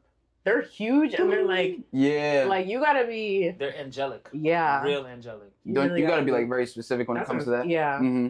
They don't have no like on the guitar. I know they have frets, but with that you're just you gotta be like. Is there different notes with that, or is it like selective? Like you know how on a guitar you could like do like flat, minor, whatever, and like all that other stuff. It's the same thing with a harp as well. Maybe I have no clue. I know someone who's played one, but I've never like. Pick their brain at it. Yeah, but I just know, like watching someone play it, I'm kind of like intrigued. Yeah, and you said you also played the piano as well. Yeah, you learned that also in school, or that was self-taught? Self-taught, sort of like self-taught. Like at home, YouTube. YouTube. Yeah. Yep. And YouTube like doesn't teach you properly, like. And because growing up, we had one in our house, and my dad like labeled all the keys. So like I would like just memorize like the keys and stuff, and that's how I like learned how to play. So it wasn't like official. Really Can you read notes? I could read like orchestra notes. Okay. Piano notes, not so much. But like if I could like the keys, that's what helps me. Like I know where they're at, so I'm like, okay, I can play like that.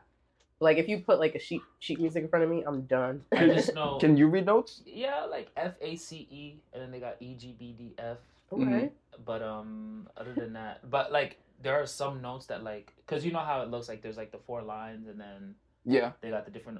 Some of them are within the lines, on the lines. Those ones are cool, but there's ones that are like way below the line and like some way above the lines. Those ones I have no clue, and I don't know how people could read them. And I know that sometimes like whether the note is colored in or not, or if it's just a circle, it means different things. Yeah, like how long you hold a note.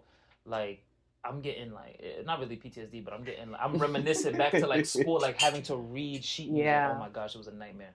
I always cheated because I would write the note on top of like the sheet music. You got to. Yeah, you absolutely have to. I needed to, which is why it's like I'm not remembering that shit. So I'm just you might as well write it out. Yeah. I honestly don't remember how I read the notes.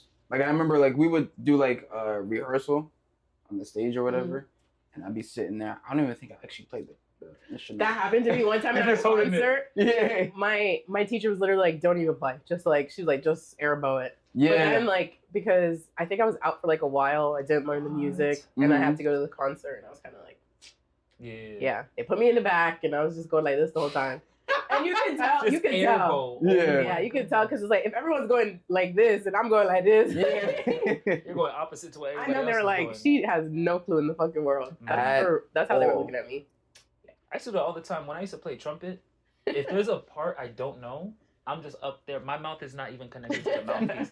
I'm just sitting like this. Like if a trumpet is right in front of me, you can't tell if my mouth is on the piece. Pause. Hey, But yo. You can't tell. I'm sitting here like this. It tastes good? It did. I'm not gonna lie. But yeah. I had a question, real quick before we let off. But I know that we're talking about before. We're just gonna find a way to smoothly transition into it. Yeah.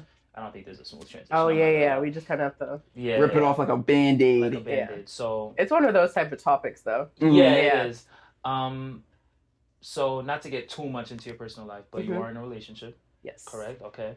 But I wanted to ask before getting into this relationship, did you feel like, because originally when we were looking for guests, I wanted to do a topic on like intersectionality, which for those of you that don't know, it's basically like a crossroads. Like, for example, let's say you and I are both up for a job versus another like white person up for the job. Obviously, the white male is gonna have a higher chance of getting the job because one, we're African American, we're black.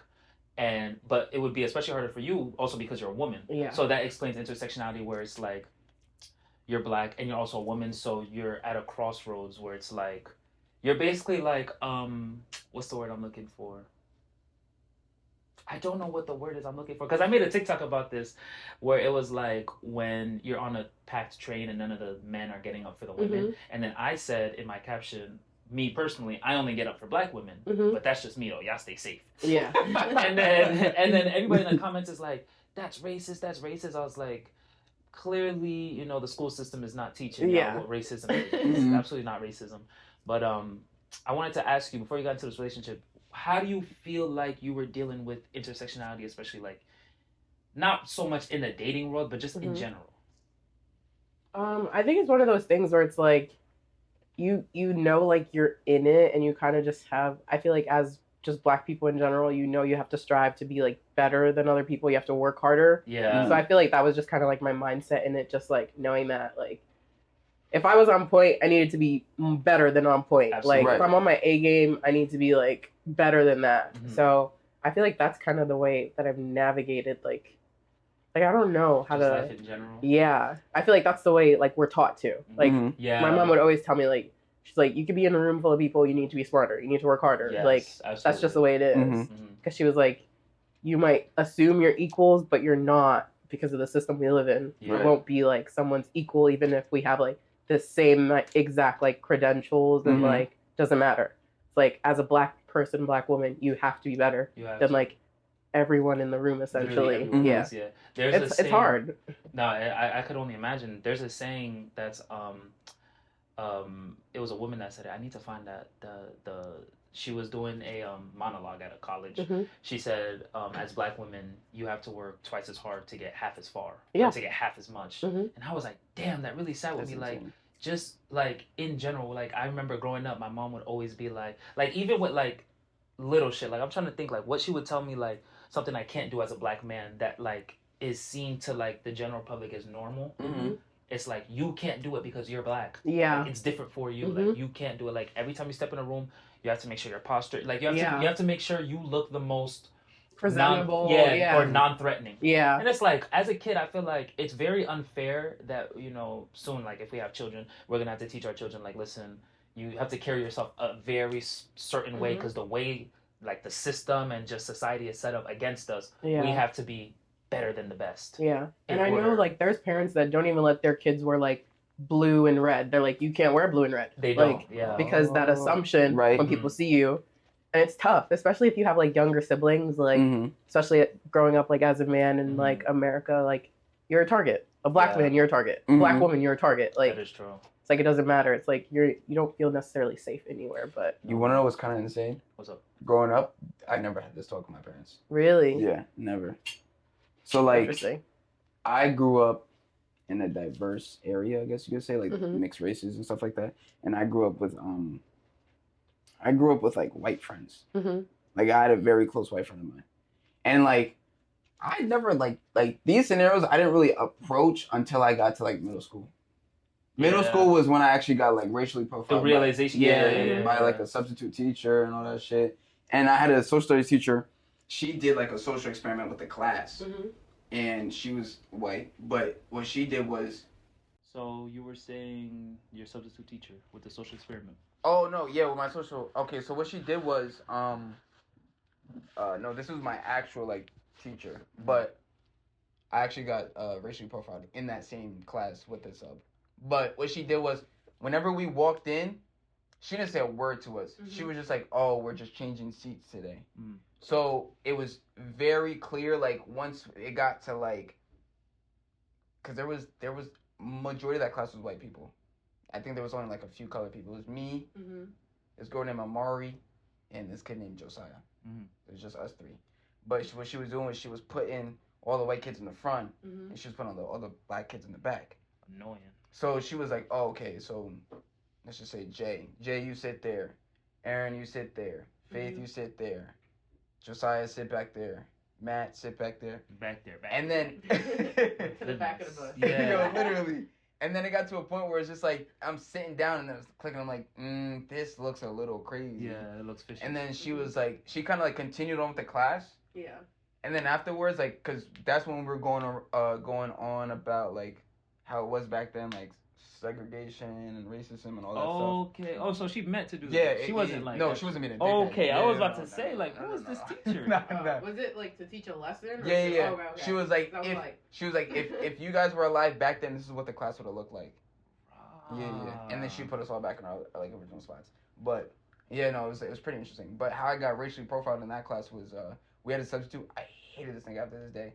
But we had a substitute, some old white guy, and my desk was right next to her desk, and like, but since it was a substitute, everybody like moved spots. Yeah, of course. So like people had their clicker on that side, where you want to sit. Yeah. My people on this side, right next to the desk. So he's sitting here, I'm sitting right here. My friends were behind me, and then like like Aaron Dodger and all them. Yeah. They was on the other side. So there was a point where everybody in the class was talking. I'm talking about everybody besides me. I'm literally doing my work. I turn around to ask for an eraser. Yeah. Tell me why. As soon as I turn my head, I'm like, "Yo, can I get an eraser?" He was like, "You gotta leave the class." I was like, my goodness. I was like, "Wait a second. What do you mean I gotta leave?" Right. He was like, "You're talking. You need to go." And I was like, "Everybody else in this classroom is talking." And I say one thing. I'm just asking for an eraser, and you want me to leave. And then he was. Have left. I didn't. I peed. Yeah. Because I'm like, mine's like so high up. You're good. And he was like, "No, you have to leave." I'm like, "Nah, I'm not gonna leave. Like, there's no reason. Like, everybody else is talking. It makes no sense." Left. Yeah, fuck that. So Yeah. he goes out of the blue. He was like, because he's a dickhead. He was like, "Ha ha, he's kicking you out because you're black." He would say some shit like that. And I was like, "That's crazy because you're not even white. You're Jewish and Puerto Rican." As soon as I said that, he told him to get out the room too. I was like, "Oh my god!" Like all the minorities. Yeah, all y'all out of here. Because he looks white. Yeah. He does. He's very white passing. And I was like, "Whoa, that's insane." No, that's fucked. As soon as he said it, he's like, "Yeah, you gotta go too." I'm like, "Whoa." You could join your friend actually on the way out. I'm He's like, and you. Yeah, you and your friend, both of you out. I think eventually I was like, "You gotta get security because I'm not leaving." Yeah, fuck that shit. And then they got security, and I went up going to the principal's office. I was like, "Yo, like," and our principal's black. Yeah. Our principal's black, Miss Armstrong. She was cool, but yeah. Other than that, like, yeah, my dad has never.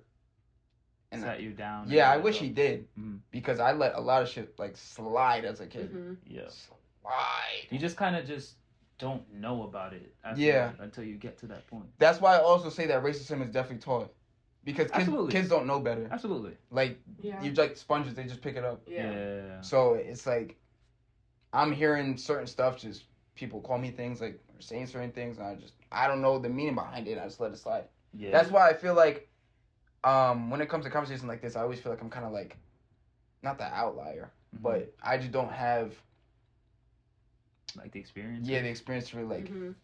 give into the conversation. To contribute. So I kind of sit back and I just listen. Okay.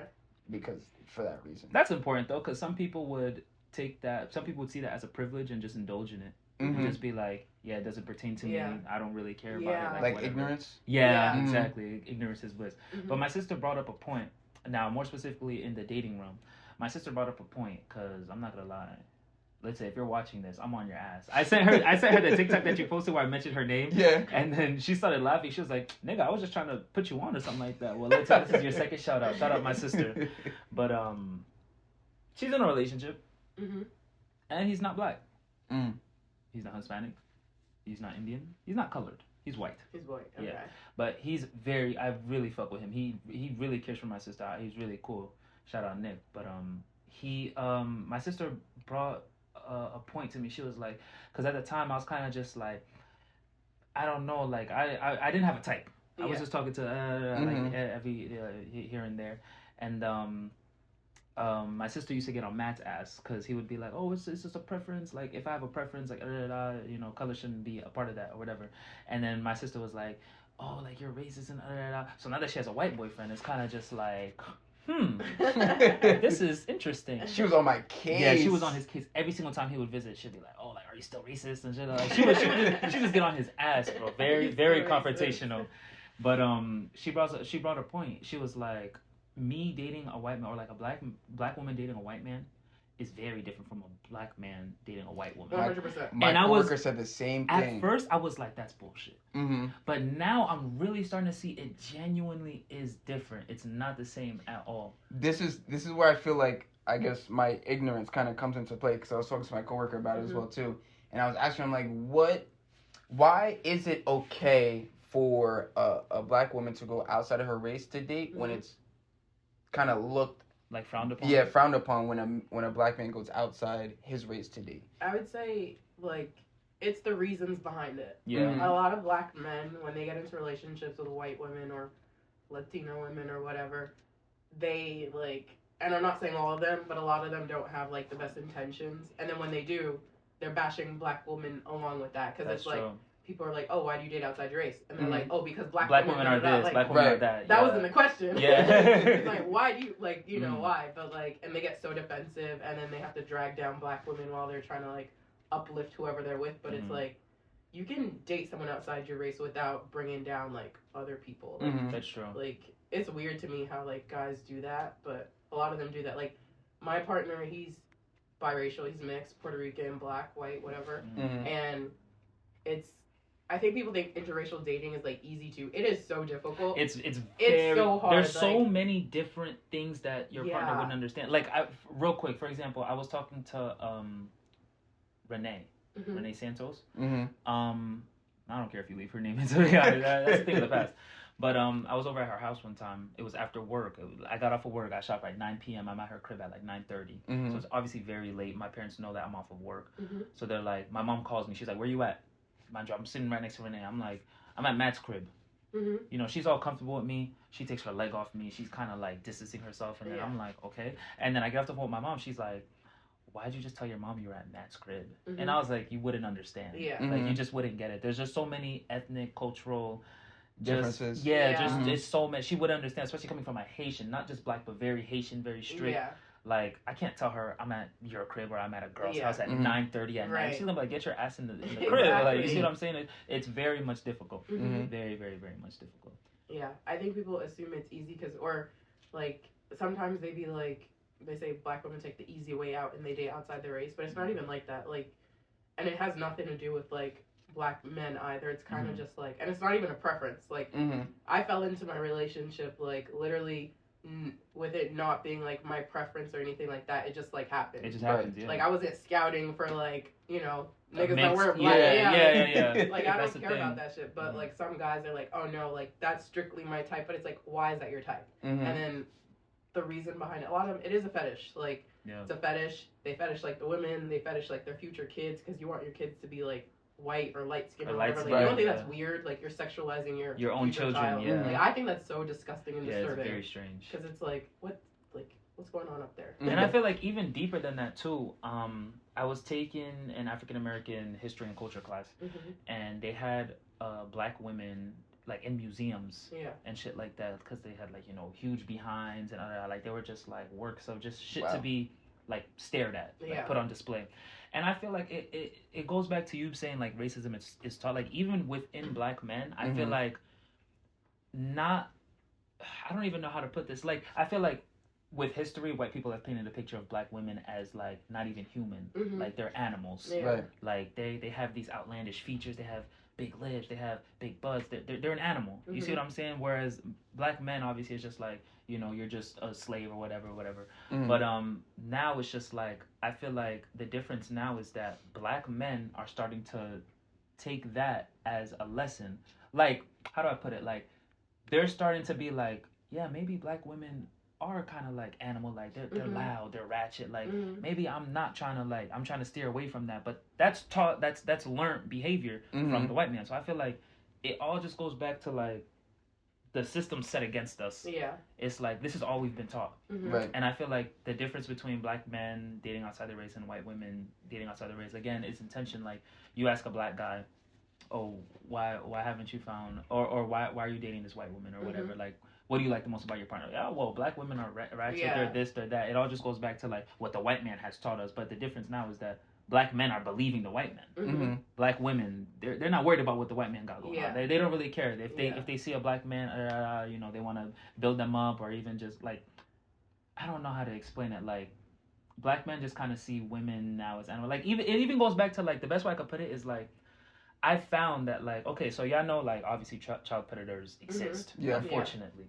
I feel like if you take a 14-year-old white girl and you take a 14-year-old black girl, if someone is sexualizing them, like I feel like people are gonna have more empathy towards the white girl for sure that's being sexualized instead of the black girl. With the black woman, it'll be like maybe she was dressed grown, and maybe she had her hair or something, maybe she started doing makeup really early. The parents also, like black parents teach that, like they do they teach like, that as well. Like you're dressed too grown or like whatever. You could have like the same outfit like your friend has on, outfit, but it's because our structure and our body types are so different it's like we have to conceal and hide a certain way when it's like other people don't have to. Right. It's like it shouldn't be that way because first of all, nobody should be sexualizing children at all. Right. Your kid could wear literally not whatever, but basically whatever without it being like weird and shit. Yeah, without someone looking at them like exactly. It's tough. Yeah, it's very very strange, and I found that like, for example, like you'll see I feel like I don't even know how to put this into words. I feel like you ever like meet someone that's like young. Well, obviously I'm not meeting nobody that's young now, but like back then, like when we were still like in high school, middle school, you'll have a girl that's like 16 years old bragging about talking to like a 21-year-old. And it's like it'll be a black woman, and she's like, yeah, like my nigga, he drives and he's real grown, and it's like in a way I feel like that's so normalized, and I feel like it shouldn't be that way. Like. I mean, obviously you don't see too many like white girls. Like, I mean, no, they be bragging about that shit. I'm not and he knows because when we was at Rowan together, that girl, I was on FaceTime with a girl, and at the time we were, how old were we? 19 or 20? Yeah. And it wasn't that she was young, but she was like, yeah, when I was 17 and when I was young and like I was talking to grown niggas, and he humbled her. I was like, you're a victim. He's like, that is not something to be proud of. No, but it's like it's common. It happens a lot. Like when I was in high school, I was talking to like older guys, and I didn't realize that it was wrong because no one was telling me it was wrong. Right. The that's girls what I'm saying. are, like, It's so normalized. They're like, oh yeah, it's so normalized in black culture. Weird. It's There's too much shit that's normalized in black culture that I feel like we gotta be the ones to like change up the culture. Like I don't know, it's just too much like even like shit like within families and shit, like not to get too deep into this because obviously we don't have a lot of time, but like it's just like I don't know. So it's very much different when black women date outside their race. I think we don't have like there's no like malicious intent behind it. A lot of sometimes people will do it like to get their like lick back on someone. It's always like not always, but I've never heard it in like the best light where people like genuinely love each other. It's because like they're planning for their future. They know they want like to be with a black man because they're gonna get their mixed babies. Their baby's gonna have like 3 type hair or whatever, and it's like you can't be so dense that you think that's how like genetics work and things like that. It's crazy, but there's a lot of people like that, or because, you know, a lot of people like self-hate. It's huge in the Black community. It's everywhere. Like, absolutely. Everyone goes through it. Everyone has like that phase because unfortunately we are taught to hate ourselves. Yeah. Like, so it's something you have to like unlearn, and eventually when you do unlearn it, it could go either way. it really can go either way, to be honest. That's why I'm saying, like, that whole TikTok I made about only giving my seat to Black women. I only give my seat to Black women. Like, why? Like, I got a comment that was like, oh, this is like kind of racism because it's like, if me as a white person only gave my seat up to a white person, would you look at me that way? I was like, I'm gonna be real with you. Given that, that's not a good question to ask. Because given the history of America, I would only expect you to only give it up to a white person. I wouldn't expect you to give it up to a Black person. Like, obviously, the system of racism is very prevalent, still very much prevalent to this day in the history of America. I was like, yeah, I would obviously only expect you to give it up to a white person. And then they were like, oh, okay, at least you're consistent with it. And I was like, there's nothing to be consistent about. It's like, Black women are the biggest victims of intersectionality. So it's like, why would I not want to help them out in any way I can? Yeah. Like, it's just a seat. I could stand up. Right. And then niggas is calling me racist. And I'm like, shut the fuck up. Like, y'all niggas no, you see, now when this video comes out, I have to clip that and post it on my TikTok, like, actually, because, like, the comments are getting out of hand. They're all just like, this is racist, this is racist. Ah, shut up, man. It's like my dick. Like, if I want to give my seat up, if I see a Black woman standing up and she looks exhausted from work, and I see a white woman standing up and she looks exhausted from work, I'm gonna look at the white person to tap the Black person and tell her to come over and take a seat. Like, I'm not like I honestly I could not care less, to be honest. But I can't imagine, like, with the whole intersectionality thing with men, obviously because I'm a man. But the one thing I would just say is, like, I don't know, as Black men, I feel like we just get fetishized. It's really not. Yeah. That's about. And I don't know, some guys, like, they're proud of that. They like that. It's like, why do you like being like some type of like object? Yeah. Like you think that's normal, and it's not. It's like, so weird. It would, like, I've been fetishized by like people, like, and it's like, it's gross. Like, you don't want, like, they compare you to foods and shit like that. Like, I've had niggas in my messages be like, oh, like, chocolate this, blah, blah, blah, and it's like, ew, you're gross. Yeah, like, you're sick. I'm not a piece of meat. I'm not a chocolate, like, I don't know.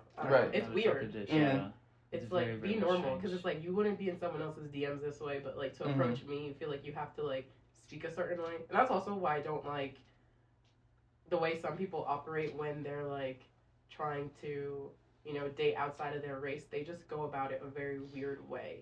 They do. And also, another thing that I feel like is so insane to me, when, like, people are bashing Black women, like, you know how many, like, other women imitate Black women? Lip fillers, BBL. That's like, what really I'm talk about saying it? as like, y'all well. hate Black women, but you're gonna go and date a woman that's literally, like, steals, like, literally a culture vulture. They want a Black woman in a white person's body, and I don't like that at all. Weird. It's at so all. Weird. Like, you got why are you dating a white woman with box braids? Thank you. Oh like, my god. Lip filler. Like, why does she have cornrows? Right. Like, it's I don't. Weird. It's weird. What? I seen, and I just told them before we started recording, I seen a white person for the first time in person with dreads. That's something I've only seen on Twitter. Yeah. I'm like, this is not real. This is like Florida or something. He walked right behind me. I'm looking. I see him coming, and he's pretty far. I'm just like, okay, that person has dreads. Obviously, they didn't look good. Yeah. So I'm like, this person might. They look like Grinch fingers. Yeah. Literally like Grinch fingers. So gross. And he's walking behind me. He got like a tie-dye shirt on. I'm looking at this nigga. I'm like, dude, you're so lost.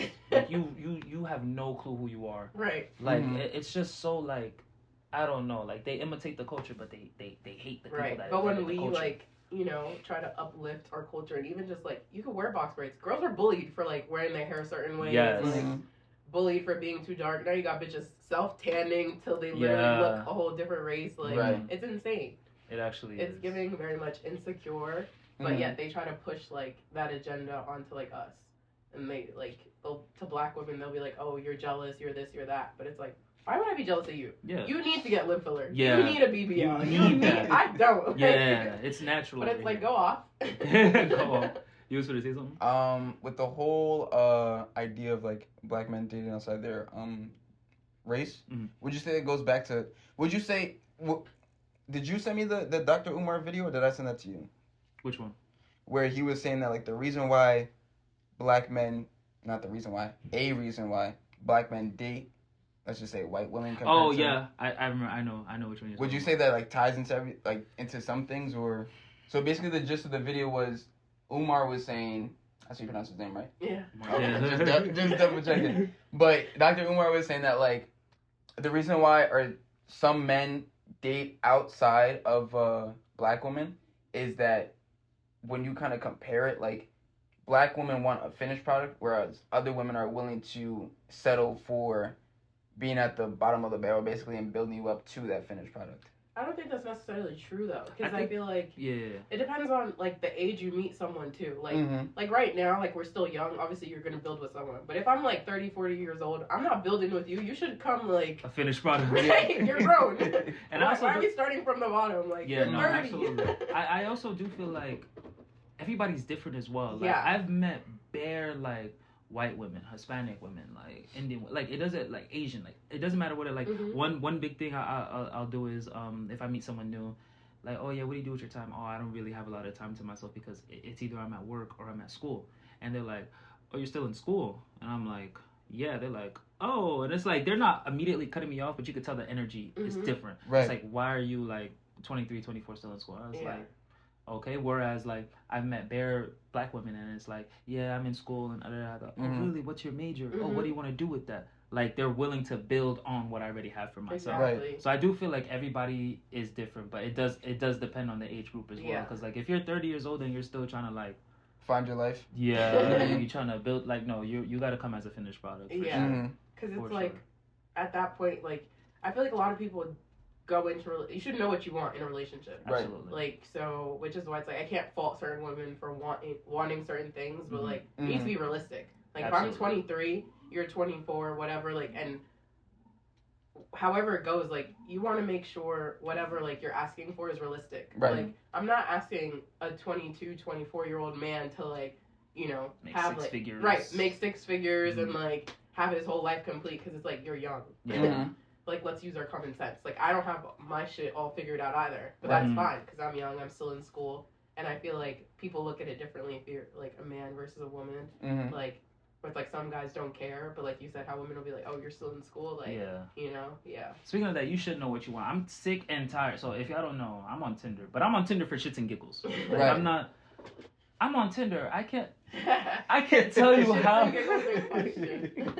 I can't tell you how many times I'll come across someone and they're older than me because I have my age range set to 27 or 27, 28. Try 30s. I should. I'm trying to find someone to pay this tuition. Bro, like... Try 60s. Like, they're like 26, 27 when in the section where it says what they're looking for, still figuring it out. You're 27 and you're still trying to figure out what you're doing on this app. Like, I don't know. Like, that's a bit... Can't you it raises a brow. Wait, aren't you able to set it to, like, short term and interested in long term or something like that? Yeah, absolutely. But so if you have a mix of both, just put that bitch down. Like, that's what I'm saying. Like, I don't know. It's but I still feel like you should, if you're like, even if you're on dating apps, like, why are you coming without any intention? You gotta have some type of intention. Yeah, like, you're either there to, like, date around, or you're trying to fuck. Like, keep it simple. Keep it, like... And people admire honesty. Some be there for male validation, too. Yeah. That is true. I've had some, like... A lot of girls be on there because they're bored. Yeah. I was on Tinder because I was bored, and that's how I met my boyfriend. And look at that. You see, that's why I'm on Tinder. That's why I'm on Tinder, because I'm bored, and if something comes of it, you might find someone. That's what I'm saying. If something comes of it, I'm not against it, but right now it's just boredom. Allegedly. We'll leave it at that. Right. You know, I set my intentions pretty clear. I wasn't going to waste anyone's time. I let them know, like, I'm on here for shits and giggles. Like, I wasn't swiping. I wasn't doing anything. Like, maybe, like, once. And then I was kind of like, okay, like, this might be someone I'm interested in. Had a conversation. You want to just repeat the last thing you said? I forgot what I said. What was it? You were saying... How you matched with them and then you... matched on Tinder and then went from there. It wasn't like... Because, you know, Tinder is different from Hinge. Like, Hinge, I know you could pick, like, Hinge your type and stuff like Hinge that is or very whatever. intentional. Yeah. So it's, like, different versus, like, on Tinder, you're kind of just, like, looking through everyone. You don't really get to It's just pick, a game like, of, if they're like, black, smash or white, pass. whatever. Basically. Yeah, literally. That's all Tinder is. Makes sense. That's actually really funny you put it that way. That's literally what it's just, smash or pass. That's why I feel like me, personally, I just swipe right because I'm trying to maximize my chances. Because I'm going to be honest, when I first moved here, I just swipe right on everybody. Like, sometimes, like, I'll see I'll get a notification, you got a new match. And I'm like, yes, I'll go on it. I'm like, fuck. Oh, my gosh, I'm like, no. And then I tell him every single fuck? I'll tell him every single God. time, like, bro, I need to stop swiping right on everybody. He's like, yeah, you have to, but I don't know. It's just, I'm just there like this. I hit the running man. Boom, boom, boom, boom. No, boom, you boom, gotta be boom. intentional. I Because do. you don't want to, like... And that's why, you know what it does? It probably fucks up your algorithm. It does. That's why you get the ones because they have don't no want. clue what my type is. Now they're just sending me any and everybody. Yeah. Any Don't and you go on everybody. Ogre, Shreks. You said what? Go on Hinge. I'm on Hinge. Hinge is unhinged, though. People are weird yeah, on there. yeah. Speaking of Hinge, though, I want to have an episode of the podcast where we're just like, you know how like the minorities had the thing where they were on it and they had like the opening lines or whatnot. Yeah. I want to have something like that, but the only thing is I would hate for someone to see themselves. You see what I'm saying? Yeah. On the thing, like maybe they wanted to stay low key about it, but I feel like that'd be an interesting episode. Like That's their fault. The Yeah. fuck? Nobody that is told true. me. Yeah. Swiping right or left, and then we give our reasoning as to why, like not violating anybody. Obviously. Sure, I'm down. Mm-hmm. It's a little. That's in the arsenal. That's the archive. But yeah, this is gonna be a long video. Absolutely. Do you have any closing remarks? So now we briefly talked about just like interracial dating. Mm-hmm. I just want to say like there's nothing wrong with dating There's outside your nothing race. wrong Like, with it. go ahead and do all. it. I do it again. Like It's just as about long the as your intention. intentions Yeah. are correct. Like you don't want to date someone for the wrong reasons. Mm-hmm. At all. I feel like doesn't race or not, like if you know like that you're gonna waste someone's time, don't bother. Right. If you know that you strictly want someone because you're a little like weirdo and you want to fetishize them, then like you need to rethink. Yeah, yeah. I was- I feel like you're not mature enough to be dating if that's your mindset. Yeah. I was having not this at all. conversation with a friend of mine as well, and the coworker I was just talking about not too long ago, and because I was talking to her about him and I, because we would go back and forth where like Oh no! What is he about to say? we would go back and forth to where like he would always he's like, bro, like you're just not generally into like darker women. Mm-hmm.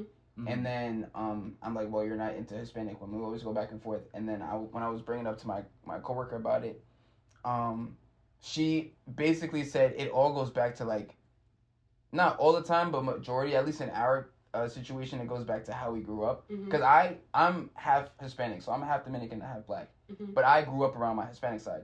So generally growing up around that, that's just what I gravitate towards too. Okay. So like in that sense, where like he grew up around black people. Yeah. So that's why I feel like he gravitates towards black people. Mm-hmm. And same thing with like, I didn't just grow up in like a black community. I grew up like around white people. I grew up around Hispanics. I grew up around Indian people because of my neighbors really stuff like that. So like when it comes to like women, like I really don't have like one specific preference or not preference. Or like a set type. Yeah, set type. But my preference is Hispanics Mm-hmm. because I just grew up around that. Okay. So like I feel like once what she was saying is that like it's the way you word it. Like when people ask like what your preference is, like don't say you don't like a certain type. You just prefer a certain type. Yeah. It's like different. It's just basically it's just going back to the way you word it. Yeah. The Because word, if you yeah, say yeah. you don't like, then it's like they get into the why. Why? Yeah. Why Yeah. don't you like them? And then it ends up, they can like flip the switch on you and it then Makes you end look up- bad. Yeah, you look Makes bad. you look Yeah. terrible. You make it yourself. You incriminating yourself. Absolutely. Terrible. Yeah. Terrible. But I also feel like people assume like when people are like, or at least like people assume like if a black woman's dating like a white guy, she only dates white guys. But like usually it's like if you look at their history, they've only dated like within their race, and the one time they decide to like switch it up, That's when everybody's on them. Yeah, they're on them. They have a problem with it, and I feel like that's weird. Like that was kind of like my experience where everyone's kind of like why? Or like I literally had people when I had first posted like a photo of me and my boyfriend together. Someone was like, "That's not your type," or "That's different." Like literally, and I was like, "Oh my god, like, relax." Let me be. Let me breathe. That's so funny. Yeah. I was like, "That's crazy." Like people that I wasn't even that close to, but who knew like my like dating history and stuff would be like, "Girl," and I'm like, "Listen, like I'm with him because I love him, not because of any like weird shit. Like there's no." There was this girl that I ran into. She was a friend of a girl I was talking to, and she was black. And then I forgot how we got into the conversation of like preferences and stuff like that. She like confirmed it. She was like, "I'm a white man slut." I was like, "Oh my." That's not something you want to say out loud. I would just be like, she did not care. I was like, "Oh, like what's your type?" She's like, "Oh, like I like white men." I was like, "Okay, like do you go outside a white man. She's like, no, I strictly strict. She's like, she literally said, she's like, I am a white man slut. That's crazy. I would have told her, yeah, you could. There's some shit you could take to the grave. Like, not everybody needs to know everything about your life. Like, that's insane. That white was man slut. Yeah. Are you not embarrassed? Yeah, Embarrassing. Hey, that's crazy. Like, embarrassed. She needs to take a trip to the motherland. She needs. She's Dr. Umar. Yeah, that's the only person that can save her now. That nigga is so funny. He's hilarious. Oh, he's actually funny. He's so funny, and I feel like some people like take. Granted, I know he's being very serious. People take it too seriously, but I'm like, his message behind it all like isn't as bad as people like. Yeah, he be dropping gems. He does. Seriously. Yeah, he's very educated. Oh, 100%. Very. The prank that I'm Davis did on him. Oh, I know. Oh, with the with the white girl. Yeah. She like tried to shake his hand. He was like, "No, I'm." That's how I'm about to start coming. Any white woman, hey, being too friendly. Why could I see all 32 of your teeth? I'm gonna see you and be like, yeah. Peace be with you. That's it. I'm not. Peace be with you. I'm good. I'm cool. That's how I'm about to start coming. Real shit. Well, 2025. I'm like, no. Like, or they'll open their arm. Like, no, it's okay. Peace. Yeah, I'm good. I'm good on that side. That's how we gotta start coming. I'm telling you. You know what's weird though? Mm-hmm. I think from just like the black perspective, when you are dating outside your race, the family aspect of it. Yeah. Like for a lot of guys, when they're dating like a white woman or like a Latino woman, because we know like people are racist, and it's like, have you been in that situation where their family's kind of like, the fuck? Like, why is this nigga in my house? Yeah. You know. The last girl that I dated, which side was it? Because she was Puerto Rican and Dominican. I think I met her mom's side. Dominicans are very like, they only like to date in their culture. Yeah, so like I remember I don't remember which family member she was talking to, but basically they said like, oh, like you can't like ruin the family, da da da da. But it's like at the end of the day, like it is what it is. Like I'm here, like it's so weird. It's interesting, but I know when it comes to like Hispanic wise, like it's the same thing. Like they tend to not, or some try not to date outside their culture. Yeah. Because for the culture differences as well, like trying to explain like why they say certain things, what the certain things mean, like, and then some people like the whole like dancing culture, like they're like, I don't want to teach them how to dance salsa, like you should already know. So it's like it once again, it's just like a culture thing as well. So yeah. I don't think I've been in that position. No, well, that's good. I haven't, cause like my exes, I've never like met their families. I mean, it never got that serious, or I mean, they.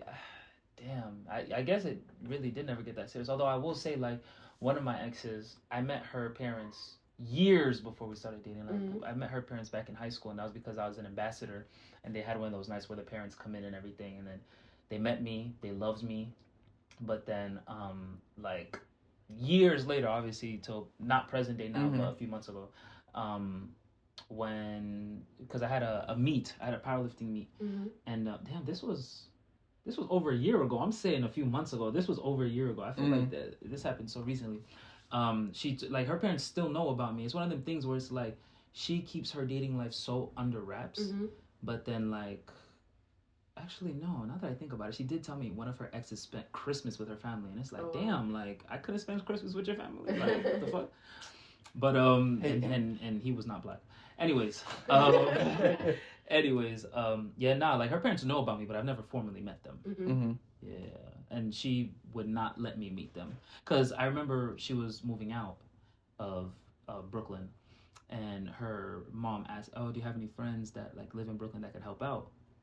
I was in Brooklyn at the time. Yeah. She said she knows nobody in Brooklyn. So I was like, damn, like even just as a friend, you wouldn't want me to meet your dukes? Like she already knew me from high school. Like, so I'm not gonna lie, I did take that personal. But yeah, that's a little personal. Yeah, that was extremely personal. Yeah, but at that point we were already exes, so I was like, I'm glad that we were already done. I was just like, yeah, we're let's just go our separate ways. Now that I think about it, I do have another scenario too. It wasn't with her mom, but it was with her mom's boyfriend. And what's it called? We were at her because she lived in an apartment, but her mom lived in the same apartment. So like, her mom's boyfriend came to pick her up one day, and me and her left to walk her dog. And she was saying hello. I met her mom. We was talking, whatever. And I hear when I went to talk to the girl I was talking to at the time, I hear her mom's boyfriend talk to her mom. He was like, "Is she okay? Like, does she need to be like like washed or anything. Yeah. It's like, damn, nigga, like it's not even that serious. Yeah, Like, that's weird. Oh my gosh, white man. So weird. I was just like, I'm telling you, all 2025, it's this. I'm not touching because energy transfer is real. Yeah.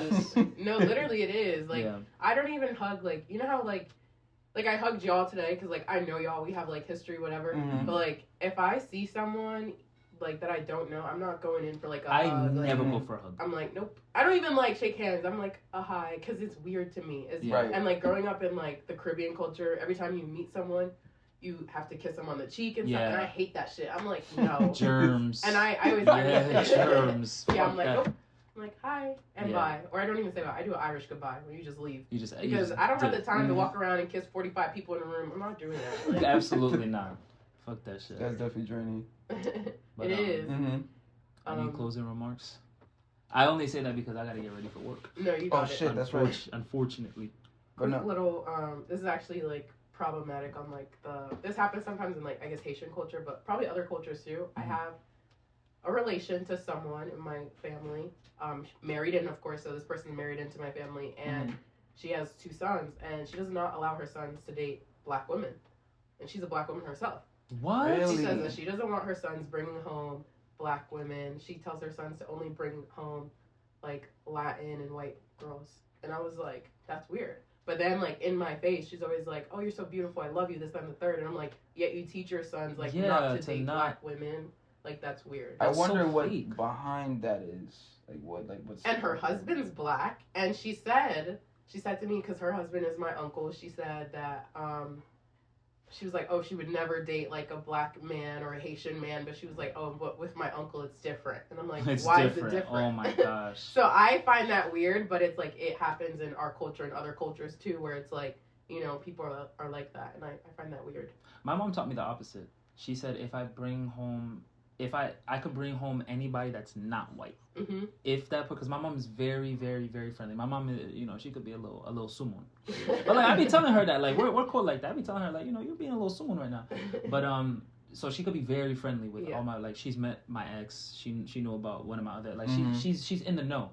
And she said, no, the day you bring home, like, a white woman, like, I'm not gonna be friendly. Like, I'm gonna let her know she's not welcome here. Wow. And growing up, that's interesting. Yeah, growing up, I was always just like, damn, that's kind of fucked up. But growing up, like, now, being grown, I'm kind of just like, I get it. You understand There's why? reasons for it. Yeah, I really I understand. think for your own safety. Yes. My mom's the same way, where it's like, she's instilling that in her kids, because it's like, you've seen what happened. These little white girls will blame, like, you know, I'm not saying other people don't do it, but very it happens more within, so often within the white community, where it's like, you know, lots of people have charges and they never even met or touched the person. Right. And now you rotten, like, in jail. Like, it's crazy. It's ridiculous. Yeah. It's ridiculous. And even like, it even goes back to, like, if it didn't happen, like, let's say it didn't happen, of course the white woman's words are gonna hold more weight. Exactly. That's what I'm saying. It all goes back to, like, white women, like the white 14-year-old versus the black 14-year-old. Like, it's so normalized with the black people. Like, if someone is what's the word?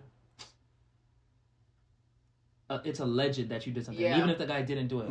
If it's someone black, they'll kind of like brush it off to the side. But if it's a white person, they'll take it so serious. They're like, we have to take her word for it. Like, we just have to, even with no evidence or whatever. Like, we have to at least, like, see if there's anything that we could do. So if there's anything we could pull from this case that'll like incriminate the guy or incriminate the colored person or whatever. That's why, like, bro, white people, I'm not gonna lie. It's not all of them. It's not all of them, of course. I tread lightly in a room with any people that don't reflect me. Yeah.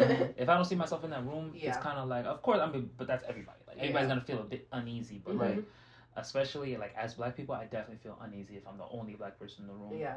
It's not. I'm triggered. Like, if I walk into a room and I don't care, like, if it's other, like, you know, other, like, races in the room. If I'm the only black person in there, I gotta go. I'm unsafe. Y'all are not seeing me, because it's like, it's harder to carry a conversation. It feels so forced versus like, I just need one black person in the room, and I'm like, I dap them up, like, have a cool conversation. That, yeah. This is kind of like related, but not related. You know Sam Edie? Yeah. He went to this was a while ago when they went to, like, that rodeo thing or whatever. Oh my goodness. With Nicoletta and them. I told him, I was like, I'm not going because I'm going to feel uncomfortable. Extremely. And Sam didn't understand until he went. He was like, bro, I was the only. Of course. Like, I they think all got Trump hats on. Yeah. Yeah, it was him. Fuck that shit. It was him, and, like, I think he said he saw like one other black person, and he was like, I felt uncomfortable. I'm like, I told you. It's not a comfortable position to be in. Yeah. Not at all. I feel like if you have a choice not to put yourself in a space, why would you? Why would you? Yeah, if you have the choice, why would you? Like, Yeah. I don't understand. Like, why would you force yourself into that position? Like, it's so compromising. I feel like I feel so vulnerable and not in a good way. Yeah. Like, I'll just feel like I'm naked. Like, you literally just stand out, and it's like very uncomfortable. Yeah. Which is also why I really like that right now we're in the era where like a lot of black people are making such big names for themselves and creating spaces for black people. And I appreciate that. I've been invited to so many like black owned like just events and just like everything just like catered and centered around black people for black people, and it's Black History Month. It is. This is the perfect time for this video to come out. Absolutely. Oh my gosh. And I love that. Yeah, you might have to put us on with some of them events. Yeah, no, pull up. I'm telling you, like, it's so crazy, like, the difference between, like, going to an event that's, like, thrown by, like, someone who's black tell versus, the difference. like, Yo, like DreamCon, bro, it's just filled to the brim Black people. with colored folk. Yeah. It's, oh my God. DreamCon, you ever heard of DreamCon? No. So DreamCon is run by a black YouTube group called RDC, Okay. and they're into like anime, all that stuff. Yeah. They do a bunch of skits and stuff like that, and they're just really like they're really big in the YouTube community. And they started this. I think their first one they had was like in 2018, and I think they had like 20 people max. Now it's like hundreds of people, and it's just like you know like anime like kind of you know around like Asian culture. A lot of white people are on it, but it's just basically it's just a convention based around black content creators. Yeah. So you have people who do cosplay, people like there's a bunch of YouTubers there, a bunch of streamers and stuff like that, and it's just a phenomenal way to network with people. Yeah. And just oh my God, it's bro. When I tell you it's a different feeling, I went for the first time last year. I need to go back again. Yeah, and we And need you will. more of that. Like Yeah. we really do, because I feel like, you know, white people benefit a lot off of black culture, black They do. ideas. Mhm. So it's like it's great that like here like to hear just like you know black people just doing their thing, because it's like it sucks. I really hate seeing like black people like not get basically their reparations in that way. You know what I'm saying? Like I watch it all the time where a white person's doing the same exact thing and they're getting all these flowers, but it's like they just copied and stole all this shit from like Other person. like what the hell? Mhm. And everyone like nobody says shit. They're just like okay, it's crazy. It's just looked over. Like, Yeah. I don't know. It's ridiculous. It's very interesting. crazy works. It's the evil world we live in. It really is. But on that note, it is time to wrap up the this episode. Once again, we would like to thank you for coming on. Thank First you. guest. First guest. First guest on the Absolutely. podcast, and for Absolutely. Black History Month. You know. Yeah, We gotta it's do only it big. right. It's only right. Yeah. It was meant to be. Yep. Mhm. But once again, it has been a lovely time recording this video for you guys. It is your boy Matt James. And Britty. and Britty. Britty in the cut. And We're gonna put all her socials in the description. I'll try to figure out how to do like the little pop-ups or something like that. Yeah, Oh, they yeah, can just cool. click on it. Yeah. That's fire. And then this has been the Decent Podcast. Hope you guys enjoyed.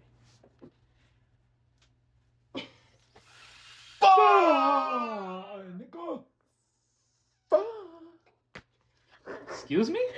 No. Don't say excuse me. 'Cause last time, no. That was a moan. No. Last time it was like, It was something. no. This is James last time. I believe that. We have evidence. We don't need. I got bloopers. Anyways, That's a blooper. cut the cameras. Cut the camera.